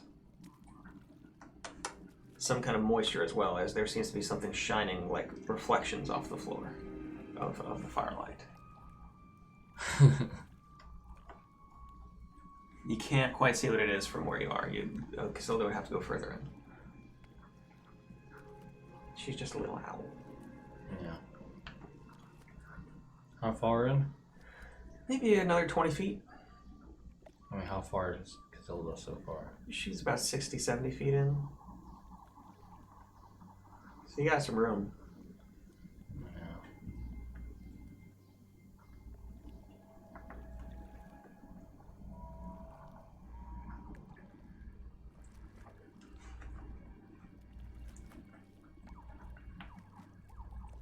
Say there's another turn. In front of, like, around this first turn, there's a little bit more passage before it opens up into a wider chamber. That's where like the moisture and stuff is. Yeah, there's something glistening on the floor, and several looks like piles of something or some kind of. Now the total mass Yes. The total could mass be of the contained piles. within a halfling child. Oh no! There's quite a bit of something on the floor. Whether Okay. it's bodies or It's or Let's go fallen- home, guys. It's or too late. or fallen stone or dinosaur poop. You're not sure. Alright, well. Can I listen? Yeah. Do I Make a listen? perception check real quick. See what you hear. Ooh, that is a 20. Can I get higher than a 20? Well, 23. 23. With Roll that, 20, yeah. Casilda, kind of cocking her head a little bit, catches just It's a little horn. littlest bit of echoes coming from beyond the wider chamber that she sees in front of her.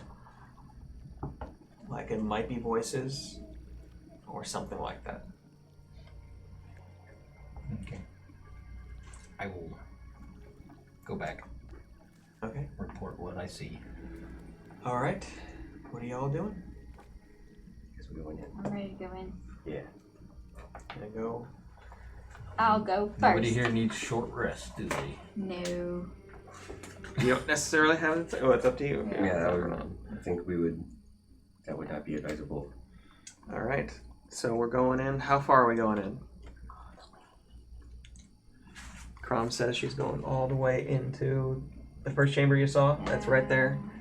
Yeah. Chomp, what are you doing? I mean, we're all sticking together, right? Sure. And Sirthis, what are you doing? Guess I'll take up the rear. Hanging back. Okay. Always hyper alert. Scared. I'm just hyper. You're just hyper. Okay. So, coming in, Chomp and Crom, what you immediately see is there is one torch up in another holder on the wall, just like the one you had seen earlier. Another that's just kind of slowly sputtering out, laying on the ground. And there are bodies across the floor. At least 6, what looks like probably by the armor, hobgoblin bodies. Mm.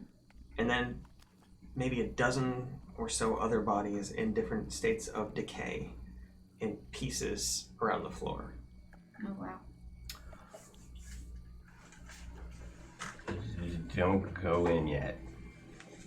Where are you? Oh, I we're mean, at the doorway? yeah, or- yeah. I stick my arm out, like. Okay. As the firelight kind of is glistening off of what looks like it's probably pools of blood. Mm. This would be a good time to turn on my detect magic. See if I see anything. Can I find a piece of something or a rock or just like some, Hobgoblin some kind of detritus, hobgoblin trinket or Oh, something, yeah. and just like I want to throw something into the middle of the room, like a stone fist size. Yeah, you bit can of find a whatever. piece of stone easy Yeah. enough. I just kind of like toss it out onto the floor. It kind of clatters before rolling up against one of the bodies. Kind of shifts a little bit before coming to a rest. Nothing happens. Looks fine. What about the ceiling? Spikes could. Okay. I mean, if anybody wants to make a perception or investigation check, see what you find. Yeah, I'm gonna investigation check for traps, kind of a thing. Okay. Investigation. Oh, Jesus, really? Yep.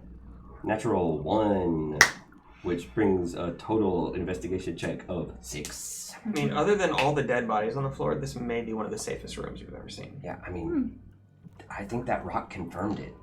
Like, I Like- threw that rock in there, and So how these things died? Did we do that? Did you? Is maybe that- it was my thunder wave. Oh, that makes sense. Obviously. Makes sense to me. What do you think? I don't have a clue, man. I don't know Do how. you want to check for traps? I don't know how these people died. Can anybody tell us how these people died? It looks like there's fresh bodies and old bodies. I'm gonna have to speak with Dead. Do you want to check for traps or I something? mean, Or otherwise we just keep going? did we do this from the door? I mean, yeah, I mean, Like a square ending. you were looking from the door. You have not really gone in yet. I mean, if I don't have to go in, I'll do it. I'll take a crack at it. If I can. Scooch Yeah, in. go for it. I'll Take a look. step to the side. It's a 3 plus 9. It's above a 10. It's good. 3 plus is 12. Oh, You don't see any traps. Looking out and with an investigation, just looking around, you don't see any holes in ceiling or wall or floor. It seemed like most of that carnage is in this room and not beyond. Yeah, you don't there's some stuff near, and you can see at this point that there is a passageway leading out. You can't really see what's in it, but you can see that there's Can I make him poke it? at least one of the bodies is near that entrance, but nothing necessarily beyond. It looks like the hobgoblins definitely died.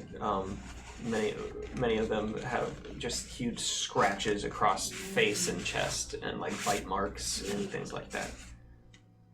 The undead that you see, these bodies that are partly decayed, have slashes across them. Looks like weapon slashes. Mm-hmm. So it looks like there was some kind of battle that happened in here. And this is what was left over from it.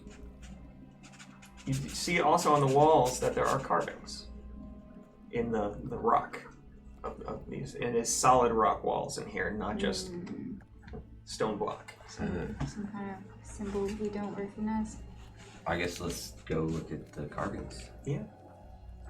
Okay. Looking at them, kind of taking one of the torches and taking a closer look, they seem to be bas reliefs of, looks like battles or something like that. You see that motif of the three-eyed figure, taller than everybody else, hands extended, some bowing to him, some seems dying, falling over, something like that. Several different scenes like that seem to be trying to tell a story. You're not sure of the story. pretty detailed. Fairly detailed, well done. Obviously, it's been there for a long time. If you go up, you can see in the relief carvings there's like stone dust, a couple centimeters in the bottoms of some of these carvings. Did you And do you- a detect magic? I did do detect magic, yeah. There's nothing. I don't think so. Oh yeah, you had said you did detect magic. You detect a little bit of magic from several of the weapons scattered around a couple of the hobgoblins. Not a lot, but just some basic Okay. enchantment. Point that out to people. In this whatever Yeah. artwork, do I see they're like having a battle? Mm-hmm. Are they carrying weapons that look similar to what we found? Make an investigation check. It's pretty good. 16 plus 9. 25. With that, you don't see weapons like that. You do notice that the weapons the hobgoblins were carrying have the same hilts as what you had seen. The hilt With- that we got? Yeah, the hilt that you had found. The other thing you notice is that you kind of figure out what the story is, that like there was a battle, someone lost, and then in the last scene, it looks like some kind of sacrifice. There's an altar. There is what you take to maybe be a priest holding a either a small sword or a dagger or something, and someone face down on the altar. This is pretty scary stuff. Definitely some.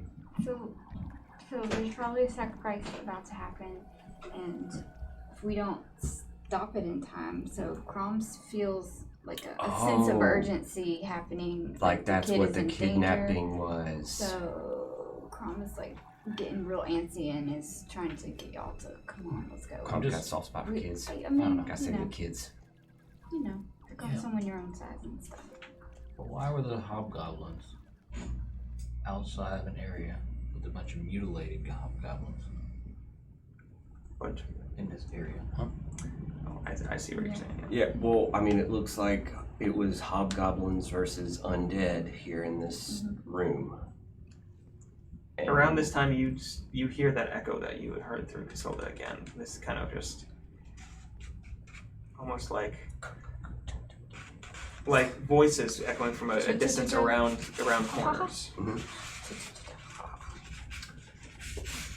I mean, I guess they, it was hobgoblins versus undead here, and the hobgoblins won, and So you think the hobgoblins just decided to come here to hide out? And Or I don't. do a sacrifice. it seems like the hobgoblins are the ones that did the kidnapping. Probably. Maybe maybe they're, somebody altered the deal? yeah, I don't know, but I guess we gotta go deeper to find out. Deeper. I'm just gonna like put my head down and like football run Through the room, through the room. Okay. just in case darts come flying out of the walls. Yeah. Just, Nothing comes out of the walls. You go That's into what the chamber, the passageway beyond, and after about 20-25 feet, you find a left-hand turn. okay, it's fine. And you now hear distinct voices from around the corner. Not talking loud, but definitely talking. Almost one of them seems to be kind of chanting. Guys. Yeah, I'm following you around and I guess peek around the corner. The same language? The Same language. Or goblinoid, probably. Well, it sounds similar to what I you don't heard. understand what they're saying. Damn it. What languages do you Probably speak? some kind of something. It doesn't matter what they're saying. Abyssal, celestial, common, deep speech, draconic, infernal, primordial, undercommon. What would that change from what they were saying? Okay, yeah, you don't write it. Yeah. But looking around the corner, like peeking around, you see another 4 figures. One kind of standing over the others, in front of that same 3-eyed motif that seems to be looming over some kind of stone table. Something on it in front of them. Oh no. Yes. We gotta stop the sacrifice. If we, no, up to you guys. You probably have it too, comprehend languages. I don't have comprehend languages. I can cast it, but it takes over 10 minutes. Yeah. I think we can, from context clues, I think figured out what's probably going on here. Yes, but from what they're saying, you might discern more, but How long would it take? 11 minutes. I don't know. Looks like this girl's about to get a murder done on her. Put murder on. Yep. It's good mouth words. Yep.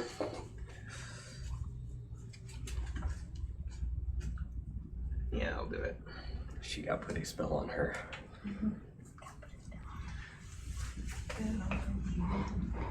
Now I want to watch Hocus Pocus. It's good stuff. Anyway, what do y'all want to do? Save the girl. Nope. Stop this sacrifice. You Good. On the count 3. Grease. You want me to grease up the floor? No, I want you to sing the musical. Yes, the floor. How are you gonna get over there to hit him with your big Oh sword? yeah, that's right. I mean, you can. It doesn't. It's not. Grease isn't like Suddenly- an impenetrable Suddenly, wall. But Crom just goes bum, bum, bum, we all walk in the room. bum, bum. Even when I set it on fire, you can still go in there. I'm not sure if I have the fly thing yet. Probably not. I'm gonna say. Alright, if anybody wants to do something before I run in there in melee, they should do it now, or I'm gonna get caught up in whatever your spell is. Probably. Well, most of my spells is gonna just ruin everything. So I'm bringing out the big guns. Boom. Okay, so are we gonna roll for initiative? Or does that come after? damn. Dumb. What? Spell self only. No, I don't know that spell, but I was looking at it Hmm. where I can like make an indestructible bubble. Oh, I was thinking about doing this. I don't know, because this is a good time to do it, because there's not a lot of people like in here. I want to play with my Marlon Bundo. I want to see what he can do. I've Okay. never put him in Oh, yeah, battle. you've never done that. I've never put him in battle. I've You- been scared that he's gonna die, but now I'm like, whatever. I've been training you. I've been training you for this. Yes, this is what we've been training every night for. I'm retconning it. Okay, Obstacle courses, what do you want to do? hobgoblin attack dummies. What is hobgoblin attack? Dummies? Yeah. What, you gotta throw him in there? I mean, you can teleport, Like- but He can teleport. Yeah, he can teleport, and he can. Well, if he has room, he can Got a lot of room in ram there. into him. I mean, there's a Gore good. him with his unicorn. Yeah, it could. There's a copy of Chomsky in here. Oh, that's me. Because 20 feet straight forward we, toward a target for an attack. That sounds right. because we were like in the middle of combat last session, Right. I didn't want to like be messing up my spell slots, and so I just made a copy to play with today. That's fair. I mean, we'll probably, yeah. I just didn't know where I think we were kind of in the middle of stuff last time. Makes sense.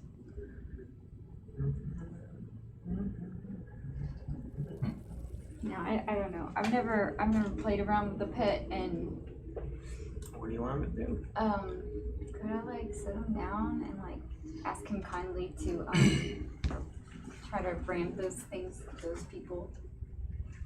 You can. It'll attack if it feels threatened. Well, yeah, I mean, you've been working with him. Make an animal handling check. At And advantage. exhaustion. At exhaustion. So that will just cancel it out. Yeah, so it'll be just a regular roll. Damn. All that work is paid off. Natural 20 plus 20. whatever your animal handling is. Plus 6. I got a +6 to animal handling. 26. 26. All right. Marlon Bundo suddenly looks up at you as you kind of whisper to him. He looks back and forth. You swear you see him nod. Yeah. And as you put him down, he seems to get ready, and then he disappears. And you see him appear 40 feet in front of you, and then just Oh, launches good luck, himself at the nearest hobgoblin. Oh, good luck, buddy. I used to have Marlon, but I don't think I have Marlon Bundo. Imagine it like. Poor baby. I really didn't want Marlon Bundo. This monkey Get it? will be Marlon Bundo. Did you give it like And just armor? like, Huh? it has 7 hit points. Jesus. And yeah, just That totally looks like a rabbit. oh gosh. Sorry to do this, but It makes an attack. So that's Yeah, what kind of attack roll does it got? well, I'll let you roll for the attack because it's your. Well, you said that Do you want me to decide what he's doing? Because you just said Sure. go do this. That's fine. Because I did just roll a 20 for him. Oh yeah, yeah. So. Where's D4? 6, 8. Yeah, and so does 11 piercing damage. It just spears with its little unicorn bunny horn into its side. This isn't the one that was chanting, but it just like into like right below the kidney, just like you hear this intake of breath, and the chanting stops, and they all turn to look. And its saving throw, it saves on its saving throw, so it's not knocked prone. Okay. Might die. At this point, how much? So Marlon Bundo used his teleportation to get here. Has 20 feet, but will be open to opportunity attacks. What do you think he would do? This is like a surprise round. Yeah, basically this is. I mean, that's if everybody wants to come around and be part of the surprise round, we can do that. In which case, Maybe we should do it. Should we do initiative anyhow to see? yeah, everybody roll initiative, and we'll do the rest of the surprise round in that. Level. 19. Oh. Maybe digital dice are for the birds. I do not like the digital dice. I don't like these dice. And Yeah. Crom had 19. Chomp, what do you got? I got a 6. Still rolled higher than the hobgoblins. We have a well, we're totally gonna use one of him if he dies, guys. I have to save the baby bunny. I can bring it back. Oh, you can? Mm-hmm. Well, you be part robot. Wait, what's happening? Nothing. Is there gonna be a A robot bunny. Well, I was Undead. thinking Is I it- was we're thinking gonna have, like, more of it's- an it's- undead bunny, but Oh. well, you could make it a robot undead. It would be kind of like a Borg bunny. Ooh, yeah. I like that.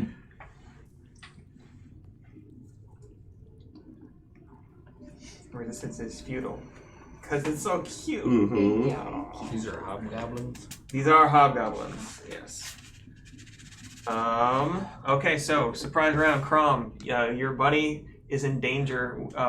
They are a ways. It's a good 60 feet, almost to.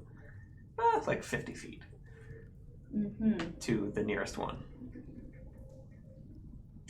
Is it? Let me see. Yes. 1, 2, 3, 4, 5, 6, 7. It's like 45 feet. Okay. So I can't get to him, but I'll run up as close as I can get and maybe try to. I mean, you could grab Marlon Bundo Yeah. because you're right there, and they are tiny. Yeah. Yeah. I'll grab my baby. Okay, because that would be your action. Yeah. Okay. You run up, grab Marlon Bundo, throw him back in the little pouch. Yeah. Blood dripping from his horn as he's just like kind of frothing at the mouth, like looking around wild-eyed. You did so good. The hobgoblins are kind of freaking out, but Get your little size thingy. I do Cone. have some size. A cone? What? 30 size cone? foot. 30 foot? What is a 30 foot cone? How that works. 30 foot cone. I'm gonna try. Oh yeah, you could hit everybody from the entrance there. Yeah. Yeah, I'll do something different. Just use this. Where are you gonna go? Because you're still around the corner here. You can't They quite done see. with their turn? Well, you're up next, so. Okay. Yeah. Well, I was going to, if I can, see how this works. Oh, okay. Move around a corner, move as far as I can by foot, or my plan is to get right here Alright, so move by around the using corner. movement and my belt. You could do it. Okay. Yeah. just on the Well, outside of them. Well, and If I use my cone, it won't get everybody, right? I'll have to go back here, right? yeah, because if you went to there, you would basically be. It doesn't. We don't have it on here, but there's I see that cone again. there is an altar there. Do I? Basically. So the only thing we see are hobgoblins. Do we see? You see 4 hobgoblins. One of them definitely is slightly larger and better armed. And you see a stone table with a. As you come out closer, you see a small tied up figure. Okay. You assume is the young halfling. I am casting.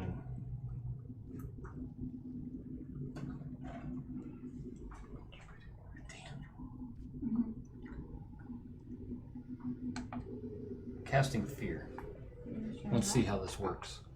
Okay. You might want to read it. I don't know if I can keep her from being part of it or not. I think so, because I think fear.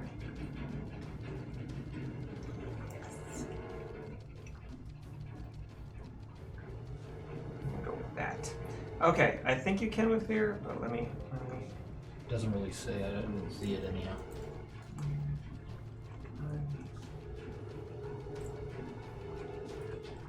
Because if not, I'm just going to position myself in a way to... Each creature within a 30-foot must come on. Yeah. So everybody in the cone would have to. Okay. Alright, am I able to position in a way that I can avoid? You could. You got enough room. Okay. I want to cast fear Okay. on all of them, including the child. Let's throw the shit out of them. Okay. Oh no. Wisdom save for all. Wisdom save. Let's see. So yeah, you could. Yeah, that'll basically be it.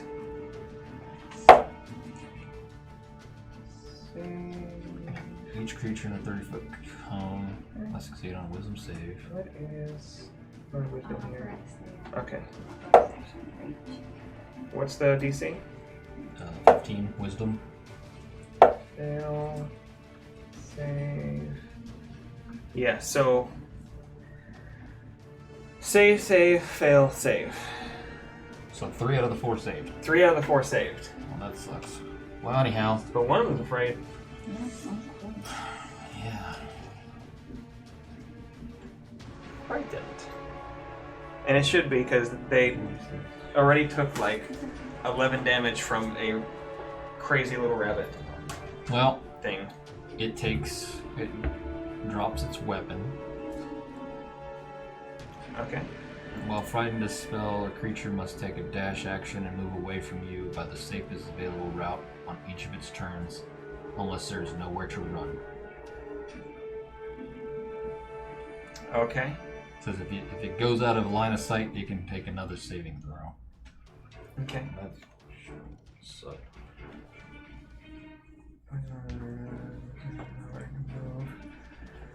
Creature ends its turn in a location where it doesn't have a line of sight. Okay. Yeah. So it doesn't do another saving throw unless it's out of line of sight. Yeah. It dropped Okay, its so it's weapon. dropped its weapon, and on its next turn, it'll just start running the opposite direction from you. Should be able to get an attack of opportunity or whatever. Well, somebody probably will. Okay, where is? There we go. Chomp, you are up. One of as you watch the hobgoblin who had been stabbed by Marlon Bundo just drops his sword and just looks terrified as you are coming into the room. So there's the big one and 3 other ones. Yes. The one of them's frightened. It's a shitty spell. What is? Fear. I mean, it can work great if they don't. Well, make I was the looking and DCs. it doesn't. There's not like I'm using a max level spell slot. It doesn't increase its effectiveness or anything like that. So it's not like one of those. Yeah. It's got 150 foot range. What's happening? Well, I'm going to use my Arcano-Mechanical Armor to burn a second level spell slot while casting Chain Lightning through my armor into the big guy. Alright. I like that the components are a bit of fur, a piece of amber, glass, or crystal rod, and 3 silver pins. Like the fur and the glass rod, like making a static shock thing. Yeah. So I imagine like I rub my feet on the carpet as I point my finger at the hobgoblin. It's like, So it's gonna hit. I'm shooting at the big one, and then 3 bolts leap from that target and hit. So that'll be. I'm gonna hit all the hobgoblins. within what range? It's each must be within 30 feet of the first target. Oh yeah, you're good. Okay. And with my arcano-mechanical casting thing, one of the targets, which I'm going to make the big hobgoblin, is going to take an extra 2d10 force damage. And everybody, or those 4 hobgoblins have to make a dex saving throw of 17, and I believe it is full damage, half damage. Nope. Maybe.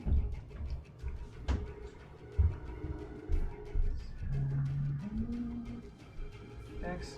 All right, they all fail except for the big guy. He saves. Okay, so I don't know if I roll damage for each target individually. I would say roll. They're all taking the same damage and then him halved, or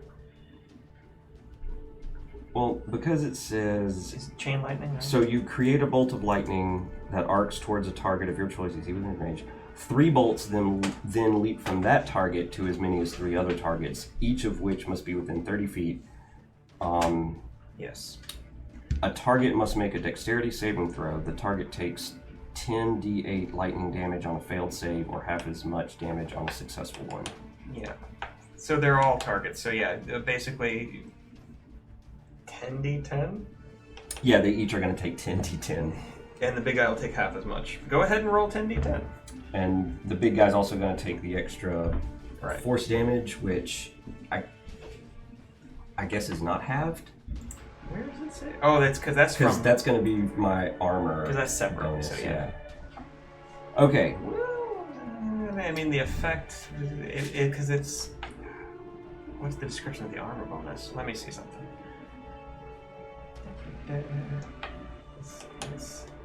There it is. I have too many tabs open. It's chain lightning. Yeah. Yes. My 6th level spell. You're gonna pull threat. Indeed. I'm drawing mad aggro. I used to. Damn elemental challenge.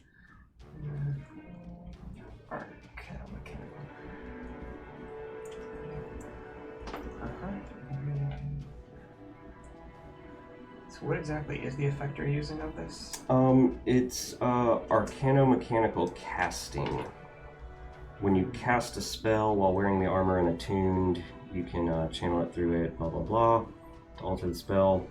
By expending a 2nd level spell slot, increases the spell's raw force. If you roll damage for the spell when you cast it, it increases that damage by 2d10 force damage against one of the spell's targets. So I would say because it's increasing the spell's force, Mhm. if he saves, it's also going to have that. Okay. So yeah. 5, 6, 7. So that's 7 force damage. To everybody. No, just to that one target. That's the Okay, the that's bonus just the damage. bonus. Yeah. All right. So what's the? I was The going to say that seems big, low. yeah, the big one is gonna be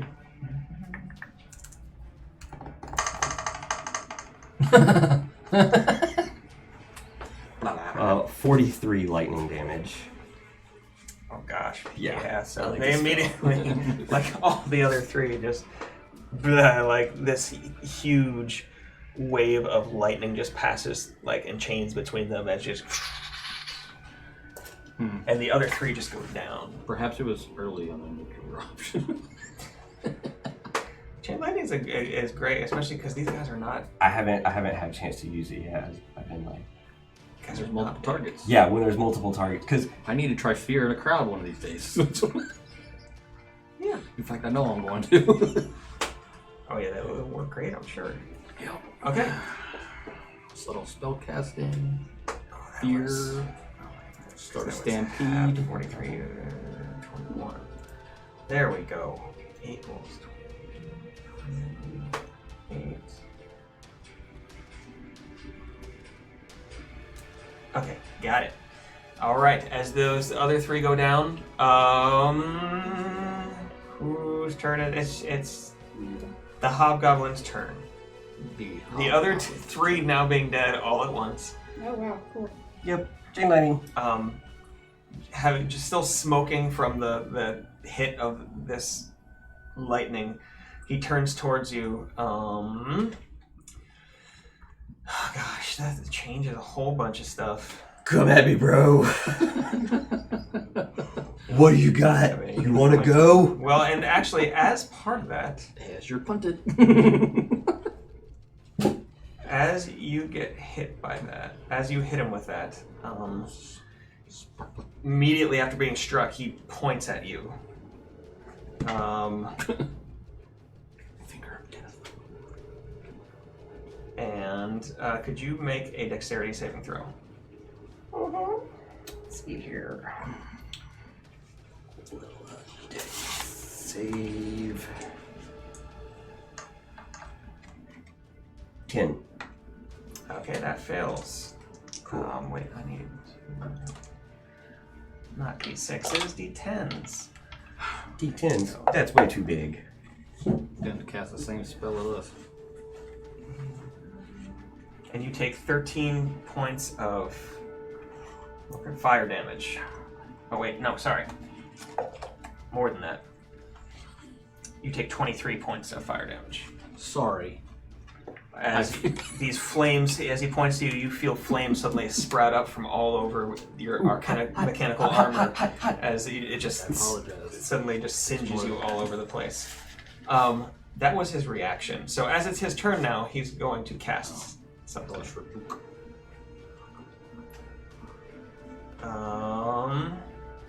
No, not that. Maybe?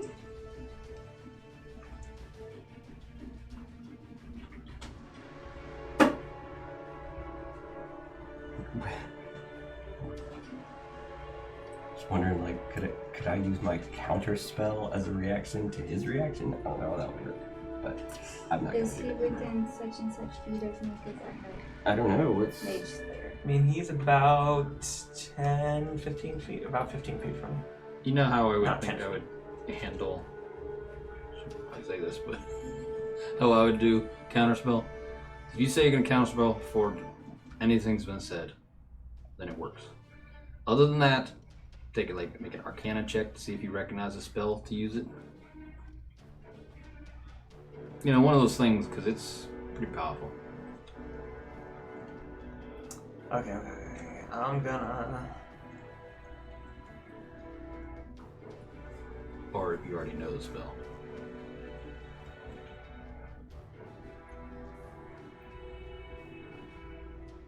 Let's say my account has been suspended. What? what account? I'm trying to log on to my D&D Beyond on this Uh-huh. Twitch. It's been suspended? Yeah. The Twitch account? Yeah. It's not good. Hmm.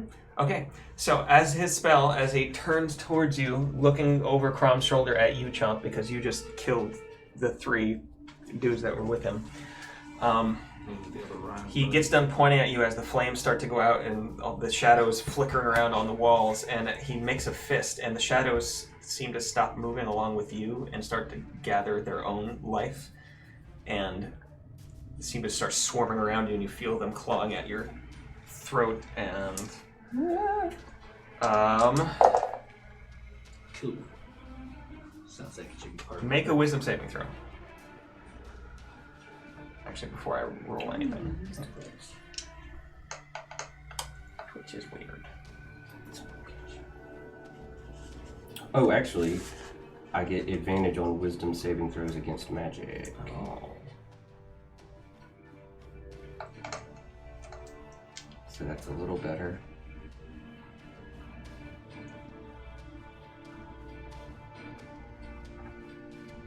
That's 11. That is a fail. So you immediately take 12 necrotic damage. As your own shadows from the fire that he had lit you on fire start to basically drag you down and choke you. Okay, so anyway, moving on. Crom, you see all this happening. You also see the three have gone down, and the one has primaried Chomp. What would you like to do? And I'm like 15 feet away or something. Yeah, you could easily run up to Yeah, him. I'll run up. Okay. Rage. Rage. Mm-hmm. Raging. And attacking. Go ahead and attack.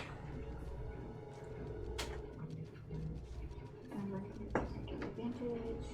Fucker. 16. 16 does not hit this guy. Okay, I got 2 attacks. Oh, fuck. I can't hit shit. What'd you So, get? 15. 15. Yeah, no. Sorry. Alright, as you run forward, swinging, he's just, Yeah. too hard to hit. Let me see here. I have a bunch of this stuff over there. Yeah, I just had to do one and I kept saying I didn't have enough. It wasn't good enough, so I was like, add more random letters. Okay. I'm signed into D&D Beyond, I don't know why. Okay. Who did I say? I don't remember. There it is. Sirthis, you're up. Chomp, you're up next. Alright. But I don't have to concentrate no more. You don't. Everyone's dead. Stepping over here, bamfing back here, so I can still see. Okay. Let's try chill touch. Yeah, you can see him. And 14. Does not hit. Okay, next. Next, Chomp, you're up. How hurt are you? Out of curiosity. Very. Okay. I got a whole 6 hit points left. We have some I escape better spells. Polymorph into something that has a lot of hit points. Oh yeah, that's a good idea. I mean, I can't do chain lightning again. Yeah, I think It's true. That took care of the ads. it's Polymorph would Yeah, man. do. Polymorph. Into the building. Polymorph. Casting polymorph on Giant. myself. What you A gonna? giant armadillo. No.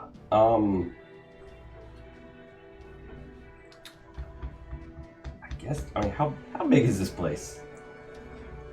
It's. I mean, the ceiling is no more than about 8 feet up, maybe 10 in places. This larger room that you're looking out into is maybe has a 12-foot ceiling. Gorilla. Actually, more than that, more like a 15-foot ceiling, because it's like it's got the large, like carved, 3-eyed relief in back of the altar. So it was meant to be something. Pick a thing. What you Well, gonna do? I mean, there's things that wouldn't fit, like So just go to a reasonable thing and become that thing. so. I guess my limits would be maybe something that's large.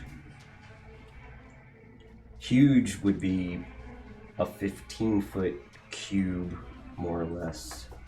Right? So just do large. Gorilla.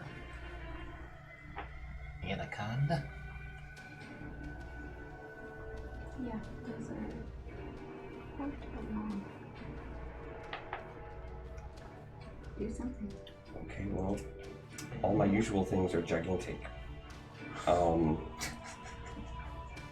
can, Expand. but you can sort by. Right. That's what I'm gonna. So size You want the bear? up to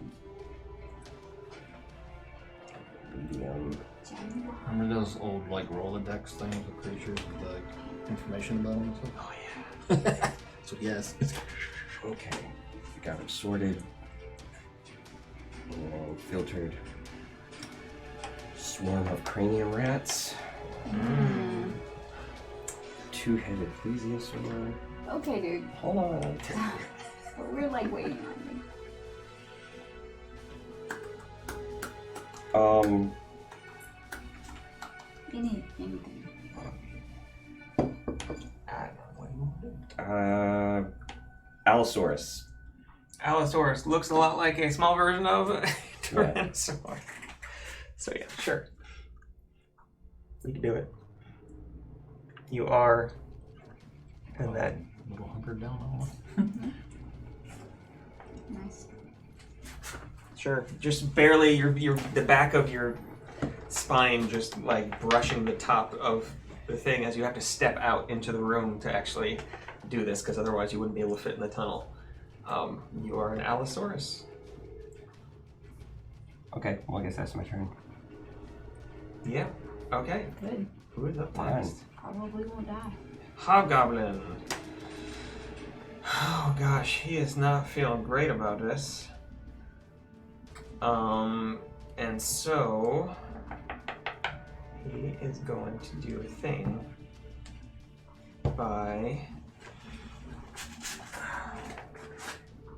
he disappears from in front of you in a flash of smoke and reappears just to the right and in back of Chomp in the hallway, about 30 feet from where he had been.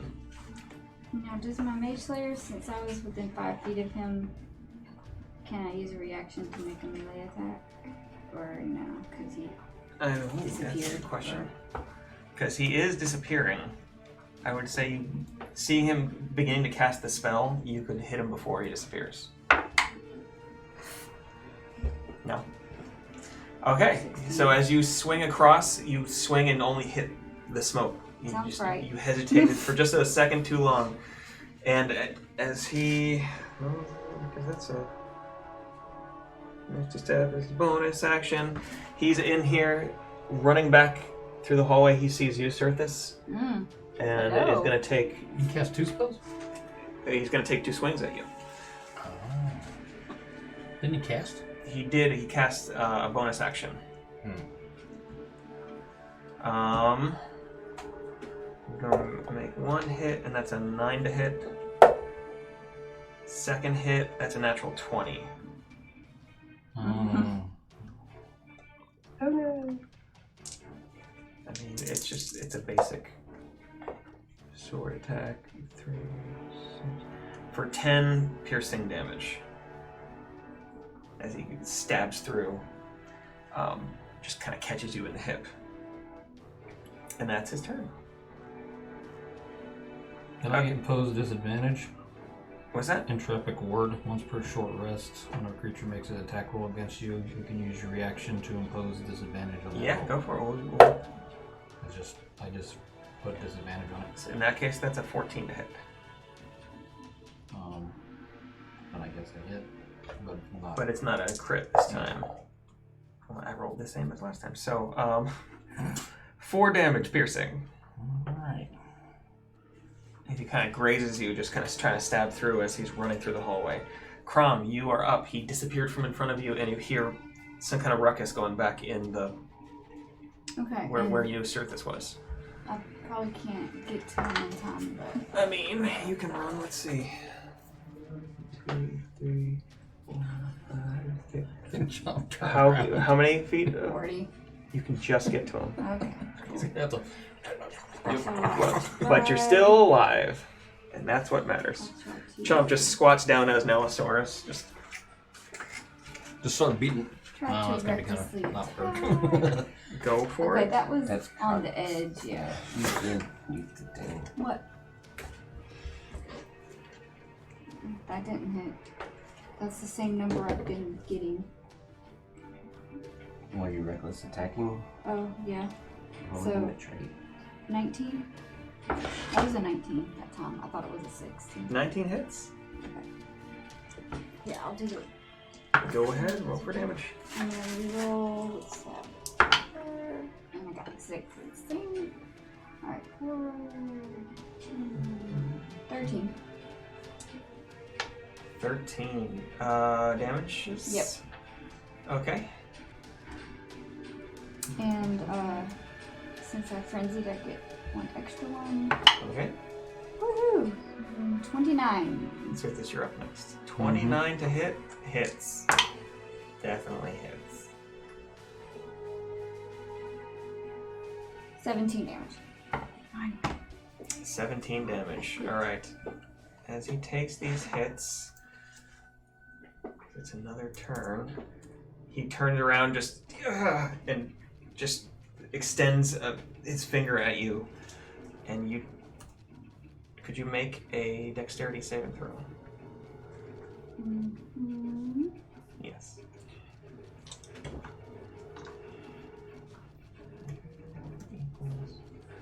And I have advantage on saving throws against spells cast by creatures within 5 feet of me. Okay, he's right on top of you, so yeah.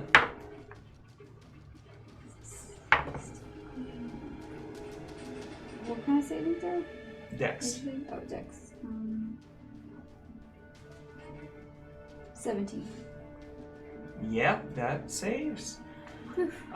So you only take half as much damage. Okay.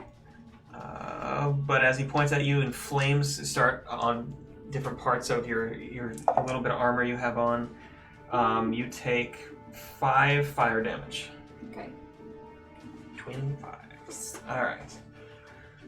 So, Sirthis, you are up. Okay. Chomp, you're up next. I have no idea how much health this guy has, but I don't like people in my grill. So, Dissonant Whispers, 15 Wisdom save. He rolled a 2. He's not saving on that yet. Okay. So 3d6 damage. Do it. Fucking 1, 3, 2 1s and a 3. So not even a die worth of fucking damage. But he has got to run away from me. Dissonant Whispers. Yeah. On a fail save, it takes 3d6 psychic damage. Must immediately use its reaction. Fuck. Does that mean it because it uses reaction? It doesn't. He already uses reaction. My first turn. spell is useless. Either way, I'm gonna bamf as far as I can away from him. That's great. I mean, but he took the damage too, right? That was 5 damage, right? Yeah. That's something. That's a high level spell that's basically useless.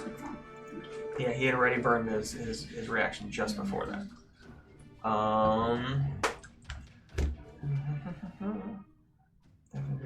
Available creature doesn't know dangerous ground. Just making sure. Yep. Okay. Cool. And he's freaked out at least. And you vamped away, and so it is Chomp's turn. Chomp's turn. So, can I fit in the hallway? What's the size of an Allosaurus? Well, he is large. Yes, you could fit in the hallway. I mean, it's gonna be cramped. Like you're Yeah. not gonna be. You can go out and turn around easy enough. And Or tail fashion? Or... No, I've got a bite and a claw attack. yeah, Allosauruses are a little different than T-Rexes. I just don't have an Allosaurus model. But yeah, they're a little bit smaller. Okay, so go ahead.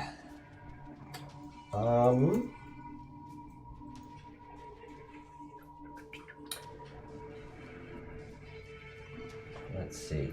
Large beast. I gotta look into how multi-class stuff works. Because Do I have enough? Do I have enough runway to, I guess, like back up some, and do I have enough room to make a 30-foot straightforward charge at? You could. Yeah. You got enough speed that you could go out into the room and come back and do. Yeah, 30 feet. Allosaurus are really fast. They are very 60 fast. 60 feet. But That's you only got faster than- 13 for armor class Yeah, that's true. and 50 something hit points. Yeah. So, yeah, I'll back up so that I can do a pounce attack towards him. Yeah, make your claw attack. So that will be a claw attack. Plus 6. 22 to hit. That'll hit.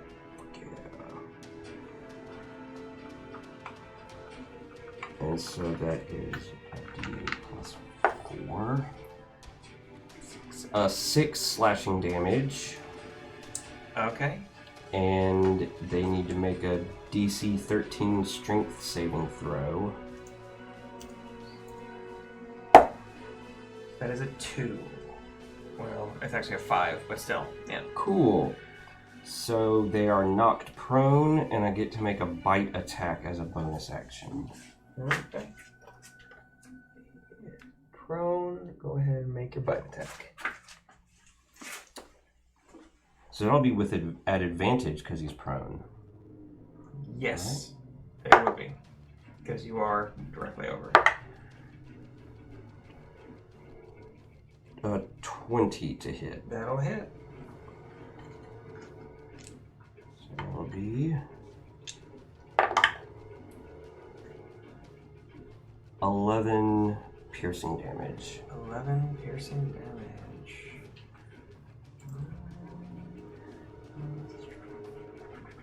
Cool. Okay, yeah, you knock him over and then biting down into him, like piercing through some of the leather armor that's around him, and some steel plates on there as well, kind of woven in. You taste blood. It is good. Exactly. Your dinosaur brain starts to take over. But it is now his turn, so... Oh gosh. He is gonna use half his movement to get up from prone, and then he...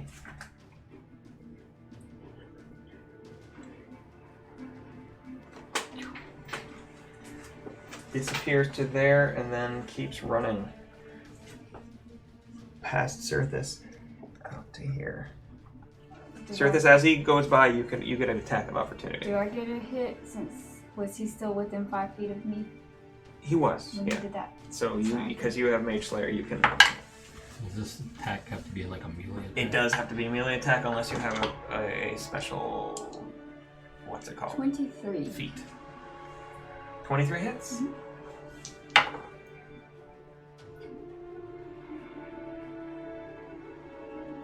12. Okay, so as he, just as he's about to disappear, you slash across, and as he appears at the other end of the little hallway here, in kind of in front of Cirthus, he's wincing and kind of grabbing his arm. Yeah. And as he runs by Cirthus, I don't know what Cirthus. Do you have weapons? You got a dagger or something? I'm maybe? assuming I have a dagger. I'm pretty sure you do.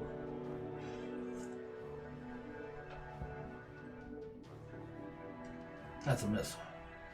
All right, you take a swing, but he keeps running by. And then as he does, he uses his dash action as well. Well, no, he can't use his dash action. He already used the bonus action.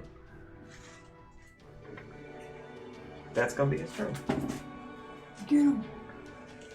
And then after him? No, he is gonna use it because he's gonna use his action to dash. Yeah, so he's gonna. He makes the corner and you lose sight of him. Ah, funny. I thought his action was movement. I don't know. Probably. His action was his movement. What? He's magic. It's fine. Well, he used a... I don't know what his teleport thing was. Yeah, he teleported as a bonus, As a bonus, and then he moved. and then he moved for his movement, and His then he full uses movement. action And then he dashed to as an dash. action. So he doesn't get to do anything else, but he Ah. yeah. Oh well. I guess we'll check on the kid. It's up to you. I mean, you can chase after this guy if you want. I'm not gonna try to catch him. I'm a Fastosaurus. You are. You could chase after him. Yeah, I was gonna bamf and try to hit him with Mind Spike, but Whose turn is it next? whenever it can actually go. Let me see, who is next? After... Crom, you would be next. Were you gonna try to run after him? No, I'm gonna check on the girl. All right. I'm exhausted too. Are you extra exhausted? No. Do you get another point of exhaustion? Yeah. Did you frenzy So or I'm whatever? slow. 'Cause I you think might- that's the next thing is I'm slow. Yeah, something like that. If I remember. Yeah. I don't remember. So if you've got 2 levels now, your speed is halved. Yeah, so I'm slow. So I'm definitely not chasing after him. I'm gonna check on the girl. Okay. But I'm gonna tell y'all to go get him. So can I do my little thing? Yeah, I would say for the sake of expediency here, Chomp and Cirthus, if you want to try to go after him, you could try to bamf over there. And you see him, let's see, with the speed he had. What is his speed? Captain. He's about, as you get over there, he's about maybe 30 feet from you, Oh, from who? from Cirthus. Do you have slow? Not really. Spell? No. There's no slow spell. But yeah, slow. I mean, he's kind of running. He's running with a slight limp, like he's obviously hurt. Alright. What are you gonna swear him I guess I'm gonna Mind Spike. It's a saving throw for them. Wisdom 15.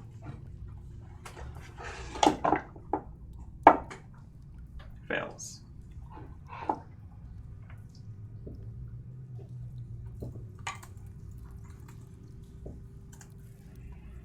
Um, 15 points of damage. All right. And now you know, for up to an hour, you know their location, correct? Yep. Oh, sweet. 15 points of damage. You hear a yeah! Just kind of that reverberates throughout the tunnel here. And he kind of stumbles for a second. But, oh gosh. Ooh, yeah. Not down yet, though. Did you want to run there, Chomp, and see Yeah. what you get to? So I got 60 feet of movement. Figure if I have the ability to get out of the way, I would. Yeah. Let's see So- over here.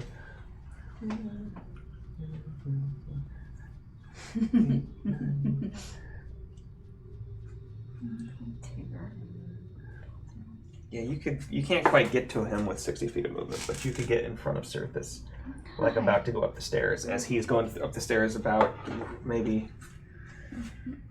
gosh, 10 or so feet ahead of you, 15 feet. Might not just cut our losses. Well, actually, let me see something. Should I try to get in front of him? And I mean, you could. I could dash as my action. I mean, you could try to get in front of him, yeah. Try. Get on, little bastard. Just don't get in trouble out there, because you'd be alone, and if you're not a dinosaur. Yeah, I'm fine. I'm a dinosaur. Sure. So yeah, I guess I'll try to Yeah. Get out at the front of him. at the top of the steps it's just gonna open up into outside, right? Isn't that the entrance of the area? Yeah, pretty much, yeah. I guess I want to get up. I'll use my action to dash and try to like block his path, or I guess I want to, if there's a way for me to run up to him and get within melee range and basically stay within melee range to sort of block his path. Right? Well, if he's Is that a thing? I don't know. He's I mean- able to damn teleport every single round. You're right. But he has to see where he's teleporting. You have to see wherever you teleport to for whatever it's not actually teleport. It's what's it called? Shadow step. Misty Step. Well, I guess that's what I want to try to do is dino step in front of him. So running, you can kind of get around. This is weird because Yeah. you can catch him, but he's in the midst of running, but you can't attack him. Right. So you can get around, but if you're gonna go further than melee range, he gets attack of opportunity. Otherwise, you can kind of cut around in front of him, and I mean, which is hard because you're huge. You can basically block the whole thing. Yeah, I guess ignoring his teleporting ability, I wanted to force our hands to where if either one of us moves, now we would get an opportunity attack from the other person, kind of thing. I mean, with you and Sirthus kind of blocking him in, let's see, he would be next. What he would do, because he couldn't see past you, he wouldn't try to run from you. He would try to take 2 attacks at you because he doesn't want to get bitten in the back. So that is a 13 to hit and a 14 to hit. And 13 is my armor class, so I guess both of those hit. Okay.